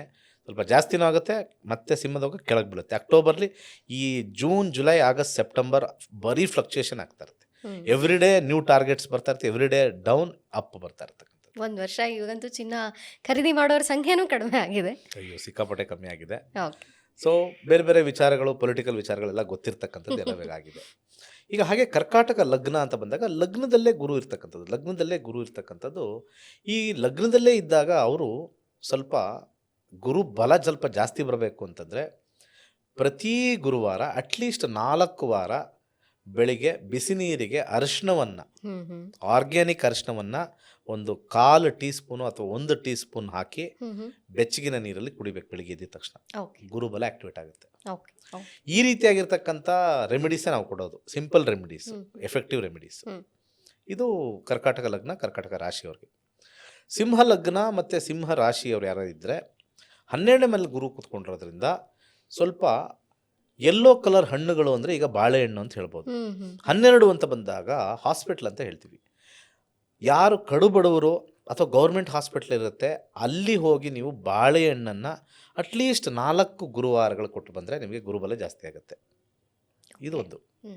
ಕನ್ಯಾ ಲಗ್ನ ತೊಗೊಳ್ಳೋಣ ಇವಾಗ. ಕನ್ಯಾ ಲಗ್ನದಲ್ಲಿ ಲಾಭದಲ್ಲಿ ಗುರು ಇರತಕ್ಕಂಥದ್ದು. ಲಾಭ ನಮಗೆ ಜಾಸ್ತಿ ಬೇಕು, ಗುರುವಿನ ಅಂಶ ಜಾಸ್ತಿ ಬೇಕು ಅಂತಂದರೆ ಇವರು ಹಳದಿ ವಸ್ತ್ರವನ್ನು ಅವ್ರ ಜೊತೆ ಇಟ್ಕೋಬೋದು. ಒಂದು ಕರ್ಚೀಫ್ ಅಂತ ನಾವು ಕರಿತೀವಿ. ಯೆಲ್ಲೋ ಕಲರ್ ಜಾಸ್ತಿ ಯೂಸ್ ಮಾಡೋದು, ಹಳದಿನ ಯೂಸ್ ಮಾಡ್ತಕ್ಕಂಥದ್ದು ಹೆಚ್ಚಾಗಿ ಯೂಸ್ ಮಾಡ್ಬೋದು. ಹಾಗೆ ಶುಕ್ರನ ವಿಚಾರ ಬಂದಾಗ, ಶುಕ್ರನ ಸ್ಥಾನ ಆಗಿರ್ತಕ್ಕಂಥ ತುಲಾ ಲಗ್ನ ತುಲಾ ರಾಶಿ ಬಂದಾಗ ಇಲ್ಲಿ 10ನೇ ಮನೆ ಆಗುತ್ತೆ. ಒಂದು 10ನೇ ಮನೆ ಒಂದು ಪಾಪ್ಯುಲರ್ ಜಾಗ ಅಂತ ನಾವು ಕರಿತೀವಿ. ಇಂಥವ್ರಿಗೆ ಬಹಳ ವಿಶೇಷವಾಗಿ ಏನು ಅಂತಂದರೆ ಈ ಗೌರ್ಮೆಂಟ್ ಅಫಿಷಿಯಲ್ಸ್ ಇರ್ಬೋದು ಅಥವಾ ಈ ಅಧಿಕಾರದಲ್ಲಿರ್ತಕ್ಕಂಥವ್ರು ಇರ್ಬೋದು, ಅವರ ಜಾಸ್ತಿ ಭೇಟಿ ಮಾಡಿದ್ರೆ ಗುರುಬಲ ಚೆನ್ನಾಗಿರುತ್ತೆ. ಭೇಟಿ ಮಾಡಬೇಕು, ಸುಮ್ಮನೆ ಭೇಟಿ ಮಾಡಿ ಹಾಯ್ ಅಂತ ಅವ್ರ ಟಚಲ್ಲಿ ಇರ್ತಕ್ಕಂಥದ್ದು ಮಾಡ್ಬೋದು. ಅವ್ರಿಗೆ ಯೆಲ್ಲೋ ಕಲರ್ ಸ್ವೀಟ್ ಕೊಡಿ, ಸಿಂಪಲ್. ಮೋತಿಚೂರ್ ಯೆಲ್ಲೋ ಕಲರ್ ಬರ್ತದೆ, yellow colour laddu, yellow colour any yellow colour ಸ್ವೀಟ್ನ ಅವ್ರಿಗೆ 10ನೇ ಮನೆಗೆ ಕೊಟ್ಟರೆ ಇವರಿಗೆ 10ನೇ ಮನೆ ಆಕ್ಟಿವೇಟ್ ಆಗುತ್ತೆ. ಸ್ವೀಟ್ ಕೊಟ್ಟರೆ ಅವ್ರಿಗೆ, ಅವ್ರು ತಿಂದು ಅವರು ಅಧಿಕಾರದಲ್ಲಿರ್ತಾರಲ್ಲ, ಏನಪ್ಪ ಏನು ಸಮಾಚಾರ ಅಂತ ರುಚಿ ಆಹಾ ಅಂತಾರಲ್ಲ, ಅವ್ರಿಗೆ 10ನೇ ಮನೆ ಆ್ಯಕ್ಟಿವೇಟ್ ಆಗಿಬಿಡುತ್ತೆ. ಆ ಥರ ಅದ್ಭುತವಾಗಿರ್ತಕ್ಕಂಥ ಒಂದು ಪ್ಲಾಸಿಬೋ ಎಫೆಕ್ಟು, ಸೈನ್ಸ್ ಎಫೆಕ್ಟ್ ಅಂತ ನಾವು ಕರಿತೀವಿ. ಹಾಗೆ ವೃಶ್ಚಿಕ ಲಗ್ನ ವೃಶ್ಚಿಕ ರಾಶಿಯಲ್ಲಿ 9ನೇ ಮನೇಲಿ ಬಂದಿರೋದ್ರಿಂದ ಗುರುಗಳಿಗೆ ಹಳದಿ ವಸ್ತ್ರವನ್ನು ದಾನ ಮಾಡಬೇಕು. ನಿಮಗೆ ತಿಳಿದಿರ್ತಕ್ಕಂಥ ಗುರುಗಳಿರ್ಬೋದು, ನಿಮಗೆ ಪಾಠ ಹೇಳ್ಕೊಟ್ಟಿರ್ತಕ್ಕಂಥ ಇರ್ಬೋದು, ಶರ್ಟ್ ಪೀಸ್ ಅಲ್ಲೂ ಕೊಡಿ. ಒಂದು ಹಳದಿ ಟವಲ್ ಕೊಡ್ಬೋದು. ಗುರುಗಳೇ ತಗೊಳ್ಳಿ ಹಳದಿ ಟವಲ್, ಯೂಸ್ ಮಾಡ್ಕೊಳ್ಳಿ, ಸ್ನಾನ ಮಾಡ್ಬೇಕಾದ್ರೆ ಯೂಸ್ ಮಾಡ್ಕೊಳ್ಳಿ. ಹಳದಿ ಪಂಚೆ ಕೊಡಿ, ಯಾಕಂದರೆ 9ನೇ ಮನೆ ಗುರುವಿನ ಸ್ಥಾನ ಆಗಿರ್ತಕ್ಕಂಥದ್ದು. ಧನುರ್ ಲಗ್ನ ಧನುರ್ ರಾಶಿ ಬಂದಾಗ 8ನೇ ಮನೆ ಕೂತಿದ್ದಾಗ ನಾವು ದಾನವನ್ನು ಮಾಡಲೇಬೇಕು. ಕಡಲೆಕಾಳನ್ನು ಅಥವಾ ಅರಿಶಿಣವನ್ನು ಬಡವರಿಗೆ ಗುರುವಾರ ದಿವಸ 4 ಗುರುವಾರ ದಾನ ಮಾಡಿದ್ರೆ ಈ ಸಾಕಟ ಯೋಗ ಅಂತ ಹೇಳಿದ್ದೆ ಅವಾಗ, ಅದು ಕ್ಲಿಯರ್ ಆಗುತ್ತೆ. ಮಕರದಲ್ಲಿರ್ತಕ್ಕಂಥವರು ವಿಶೇಷ ಏನು ಅಂತಂದರೆ, ಈಗ ಸದ್ಯಕ್ಕೆ ಯಾರಿಗಾರು ಒಂದು ಮದುವೆ ವಿಚಾರಕ್ಕೆ ಹಳದಿಯನ್ನು ಕೊಡ್ತಕ್ಕಂಥದ್ದು. ಯಾಕಂದರೆ ಮಕರದಿಂದ 7ನೇ ಮನೇಲಿ ಗುರು ಇರ್ತಕ್ಕಂಥದ್ದು. 7ನೇ ಮನೆ ಮದುವೆ ವಿಚಾರ ತೋರಿಸುತ್ತೆ. ಮದುವೆಗೆ ಅಡುಗೆಗೆ ಬಳಸ್ತಕ್ಕಂಥ ಅರಿಶಿಣವನ್ನು ಇವರು ದಾನವಾಗಿ ಕೊಟ್ಟರೆ ಸಕ್ಸಸ್ ಆಗಿಬಿಡುತ್ತೆ. Hmm, very hmm. Simple and very easy ಅಂತ. ಹ್ಮ್. ಹಾಗೆ ಈ ಒಂದು ಕುಂಭ ಲಗ್ನದವ್ರಿಗೆ 6ನೇ ಮನೆ ಬಂದಾಗ 6ನೇ ಮನೆ ಈ ಕೋರ್ಟ್ ಕಚೇರಿ ಮತ್ತು ಈ ಒಂದು ಸಣ್ಣ ಪುಟ್ಟ ಈ ಒಂದು ಕಾಯಿಲೆಗೆ ಬರ್ತಕ್ಕಂಥದ್ದು, ವ್ಯಾಜ್ಯಗಳಿಗೆ ಬರ್ತಕ್ಕಂಥದ್ದು, ಅಥವಾ 6ನೇ ಮನೆ ನಮಗೆ ಲೋನ್ಸ್ ಬರ್ತಕ್ಕಂಥದ್ದು ಬರುತ್ತೆ. ಗುರುವಾರದ ದಿವಸ ಯಾರ್ದಾತ್ರ ಆದರೂ ಸಾಲ ಈಸ್ಕೋಬೇಕು, ಸಾಲ ಇಸ್ಕೋಬೇಕು. ತಗೊಳ್ಬೇಕು. ಅದು ಓ. ಹೆಂಗೆ, ನಾನೇನು ನಿಮಗೆ ಲಕ್ಷಾಂತರ ರೂಪಾಯಿ ಹೇಳ್ತಾ ಇಲ್ಲ, 100 ರೂಪಾಯಿ ಕೊಡಪ್ಪ. ನಮ್ಮ ವೀಕ್ಷಕರು ನೋಟ್ ಮಾಡ್ಕೋತಾರೆ ಹೌದು, ಇದನ್ನ, note ಸಾಲ ಮಾಡ್ಕೊ- ಇಸ್ಕೋಬೇಕು ಅಂತ. ಸಾಲ ಇಸ್ಕೊಳ್ಳೋದು. ಈಗ ಸಾಲ ಇಸ್ಕೊಳ್ಳೋದು ಅಂದರೆ ಸೂಟ್ ಕೇಸ ಅಂತಾರೆ. ಇಲ್ಲ ಇಲ್ಲ ಇಲ್ಲ, 100 ರೂಪಾಯಿ ಆದರೂ ಓಕೆ, 500 ರೂಪಾಯಿ ಆದರೂ ಓಕೆ. ಶುಕ್ರವಾರವನ್ನು ಅದನ್ನು 1 ರೂಪಾಯಿ ಇಟ್ಬಿಟ್ಟು ಅವ್ರಿಗೆ ಕೊಡಬೇಕು ವಾಪಸ್, ಚೆನ್ನಾಗಿದೆ ಇದು ಪರಿಹಾರ. ಅಷ್ಟೇ. ಶುಕ್ರವಾರ ಡಬಲ್ ಆಯಿತು ಅಂತ ಅರ್ಥ. ಗುರು, ಯಾಕೆಂದರೆ ಅವ್ರು ಗುರು 6ನೇ ಮನೇಲಿದೆ, ಲೋನ್ ತಗೊಂಡಿದ್ದೀವಿ ಅಂತ ಲೆಕ್ಕ. ಲೋನ್ ರೀಪೇ ಮಾಡೋ ಕೆಪಾಸಿಟಿ ನನಗೆ ಬಂತು ಅಂತ ಶುಕ್ರನಿಂದ ತೋರಿಸೋದು. ಓಕೆ. ಗುರುವಾರ 100 ರೂಪಾಯಿ ತೊಗೊಳ್ಳೋದು, 101 ರೂಪಾಯಿ ತಗೊಳಪ್ಪ ನಿಂಗೆ ಅಂತ ಹೇಳೋದು. ತೊಗೊಳೋರ್ಗೂ ಖುಷಿ, ಏನು ನಿನ್ನೆ 100 ರೂಪಾಯಿ ತಗೊಂಡು 1 ರೂಪಾಯಿ ಸೇರಿಸ್ಕೊಡ್ತಾ ಇದ್ದೇನೆ. 1 ರೂಪಾಯಿ ಆದರೂ ಕೂಡ ಮನಸ್ಸು ಹೆಂಗಾಗುತ್ತೆ ಗೊತ್ತಾ, ನೀನು ತಗೊಂಡಿದ್ದು 100 ರೂಪಾಯಿ, ಯಾಕೆ 1 ರೂಪಾಯಿ ಸೇರಿಸ್ಕೊಡ್ತಾ ಇದೆಯಾ, ಇರಲಿ ತಗೋ ಇಟ್ಕೊ, ನನಗೆ ಬೇಕು ಏನೋ ಒಂದಕ್ಕೆ ಅಂತ ಹೇಳಿ ಭಾಳ ಈಸಿಯಾಗಿರ್ತಕ್ಕಂಥ ಟೆಕ್ನಿಕ್ಸ್ ನಾವೆಲ್ಲ ಇದೆಲ್ಲ ಹೇಳ್ಕೊಡ್ತೀವಿ. ರೈಟ್. ಸೊ ಶುಕ್ರವಾರ ವಾಪಸ್ ಕೊಡ್ತಕ್ಕಂಥ ಇದನ್ನು 4 ವಾರ ಮಾಡಿದ್ರೆ ಸಾಕು. ಹ್ಮ್. ಬೇರೆ ಬೇರೆ ಅದೇ ಫ್ರೆಂಡ್ಸಾಗಿ, ಏನು ಯಾವ ಫ್ರೆಂಡ್ಸ್ ಆದರೂ ಓಕೆ, ರಿಲೇಟಿವ್ಸ್ ಆದರೂ ಓಕೆ, ತಂದೆ ಆದರೂ ಇಸ್ಕೋಬೋದು, ಯಾರ ಹತ್ರ ಇಸ್ಕೋಬೋದು, ವಾಪಸ್ ಅವ್ರು ಕೊಟ್ಬಿಡ್ಬೇಕು. ಓಕೆ. ಇನ್ನು ಕೊನೆಗೆ ಕುಂಭ ಲಗ್ನ ಬರ್ತಕ್ಕಂಥದ್ದು, ಮಂತ್ರಶಾಸ್ತ್ರಕ್ಕೆ ವಿಶೇಷವಾಗಿರ್ತಕ್ಕಂಥ ಶಕ್ತಿ ಇದೆ. ಹ್ಮ್. ಓಂ ಬ್ರಹ್ಮಸ್ಪತೇ ನಮಃ ಅಂತಾದರೂ ಹೇಳ್ಬೋದು, ಅಥವಾ ಓಂ ಗ್ರಾಂ ಗ್ರೀಂ ಗ್ರೌಂ ಸಹ ಗುರುವೇ ನಮಃ ಅಂತಾದರೂ ಹೇಳ್ಬೋದು, ಯಾವುದಾದ್ರು ವೇದದ ಮಂತ್ರ ಆದರೂ ಹೇಳ್ಬೋದು. 11 ಬಾರಿ ಗುರುವಾರ ದಿವಸ 4 ವಾರ ಹೇಳಿದ್ರೆ ಸಾಕವರು, ಅಲ್ಲಿ ಅವ್ರಿಗೆ ಗುರುವಿನ ಪರಿಹಾರ ಆಗ್ಬಿಡುತ್ತೆ, ಮೀನ ಲಗ್ನದವ್ರಿಗೆ ಅಥವಾ ಮೀನರಾಶಿಯವ್ರಿಗೆ. ಓಕೆ. ಓಕೆ. ಬಹಳ ಸುಲಭವಾದ ಪರಿಹಾರಗಳು, ಎಲ್ಲರೂ ಮಾಡಬಹುದಾದಂಥದ್ದು. ಖಂಡಿತ. ಎಸ್ ಗುರುಗಳೇ, ಇನ್ನು ಈ ಗುರುಗ್ರಹದ ಒಂದು ಬದಲಾವಣೆ ಮತ್ತು ನೀವು ಹೇಳಿದಂತಹ ಪರಿಹಾರಗಳು ಎಷ್ಟು ದಿನದ ಕಾಲ ಇದು ವರ್ಕ್ ಆಗುತ್ತೆ? ಅಂದ್ರೆ ಇದು ಶಾರ್ಟ್ ಪೀರಿಯಡ್ ಟ್ರಾನ್ಸಿಟ್ 1 ಇಯರ್ ಅಂತ ನಾವು ಹೆಂಗಿರು 1 ತಗೊಳ್ತೀವಿ, year. 1 ಇಯರ್ ಅಂತ ತಗೊಳ್ತೀವಿ. ಮಧ್ಯದಲ್ಲಿ ಅದು ಸಿಂಹರಾಶಿಗೆ ಹೋಗಿ ಬಂದರೂ ಕೂಡ ಅದು ಕರ್ಕಾಟಕ ಅಂತಲೇ ತಗೊಂಡಾಗ ಓಕೆ. ನೆಕ್ಸ್ಟ್ ಇಯರ್ ಸೇಮ್ ಟೈಮ್ವರೆಗೂ ಕೂಡ ಅವರು ಪ್ಲ್ಯಾನ್ ಮಾಡ್ಬೋದು, ಮೇವರೆಗೂ ಅಂತ ಅನ್ಕೋಬೋದು. 2027 ಮೇ. ಓಕೆ. ಓಕೆ. ಓಕೆ. ಸಾಕಷ್ಟು ವಿಚಾರಗಳು ಗುರುಗ್ರಹದ ಕುರಿತಾಗಿ, ಮತ್ತು ಏನು ಮಾಡಬೇಕು, ಏನು ಮಾಡಬಾರ್ದು, ಮತ್ತು ಗುರು ಬಲ, ಅದರ ಸವಿಸ್ತಾರವಾದಂತಹ ವಿಚಾರಗಳನ್ನು ನಮ್ಮ ವೀಕ್ಷಕರಿಗೆ ಇವತ್ತು ತಿಳಿಸ್ಕೊಟ್ಟಿದ್ದೀರಿ. ಧನ್ಯವಾದಗಳು. ಖಂಡಿತ ಒಳ್ಳೆಯದಾಗಲಿ. ನಿಮ್ಮ ನಿರೂಪಣೆನೂ ಭಾಳ ಅದ್ಭುತವಾಗಿತ್ತು. ಧನ್ಯವಾದಗಳು. ಗುರು ಗ್ರಹ ಎಲ್ಲರಿಗೂ ಆಶೀರ್ವಾದ ಮಾಡಲಿ. ಯಾಕಂದರೆ ಗುರುವಿಲ್ಲದೆ ನಮಗೆ ದಾರಿ ಇಲ್ಲ ಅಂತ ಹೇಳ್ತಾರೆ. ಹರಮುನಿದರು ಗುರು ಕಾಯೋನು ಅಂತ ಹೇಳ್ತಾರೆ. ಗುರು ಹಿಂದೆ, ಗುರಿ ಮುಂದೆ ಅಂತ ಎಲ್ಲರೂ ಹೇಳ್ತಾರೆ. ಅದು ಬಹಳ ಇಂಪಾರ್ಟೆಂಟ್ ಆಗಿರ್ತಕ್ಕಂಥದ್ದು. ಎಲ್ಲ ಗುರುಗಳಿಗೂ ವಂದಿಸುತ್ತಾ ಒಳ್ಳೆಯದಾಗಲಿ, ಒಳ್ಳೆಯ ವಿಸ್ತಾರ, ಅವ್ರಿಗೂ ಕೂಡ ಉತ್ತಮವಾಗಿರ್ತಕ್ಕಂಥ ಜನ ಸಮೂಹ ಹೆಚ್ಚಾಗಲಿ ಅಂತ ಹೇಳಿ ಪ್ರಾರ್ಥನೆ ಮಾಡ್ತಾ ಒಳ್ಳೇದು ಮಾಡ್ತೀನಿ. ನಮಸ್ಕಾರ, ಒಳ್ಳೆಯದಾಗಲಿ. ಎಸ್ ವೀಕ್ಷಕರೇ, ಸಾವಿರಾರು ವಿದ್ಯಾರ್ಥಿಗಳಿಗೆ ಜ್ಯೋತಿಷ್ಯವನ್ನು, ಮುಖ್ಯವಾಗಿ ಜ್ಯೋತಿಷ್ಯ ವಿಜ್ಞಾನವನ್ನು ಕಲಿಸಿಕೊಡ್ತಿರುವಂತಹ ಗುರುಗಳು ಇವತ್ತು ನಮ್ಮ ಸ್ಟುಡಿಯೋಗೆ ಬಂದು ಗುರುಗ್ರಹದ ಕುರಿತಾದಂಥ ಸಾಕಷ್ಟು ಮಾಹಿತಿಗಳನ್ನು, ಜೊತೆಗೆ ಪರಿಹಾರವನ್ನು ನಮಗೆ ಒದಗಿಸಿಕೊಟ್ಟಿದ್ದಾರೆ. ಇದಾಗಿತ್ತು ಈ ಹೊತ್ತಿನ ವಿಶೇಷ. ನೋಡ್ತಾ ಇರಿ BNS ವಿಸ್ತಾರ ನ್ಯೂಸ್, ನಿಖರ ಜನಪರ.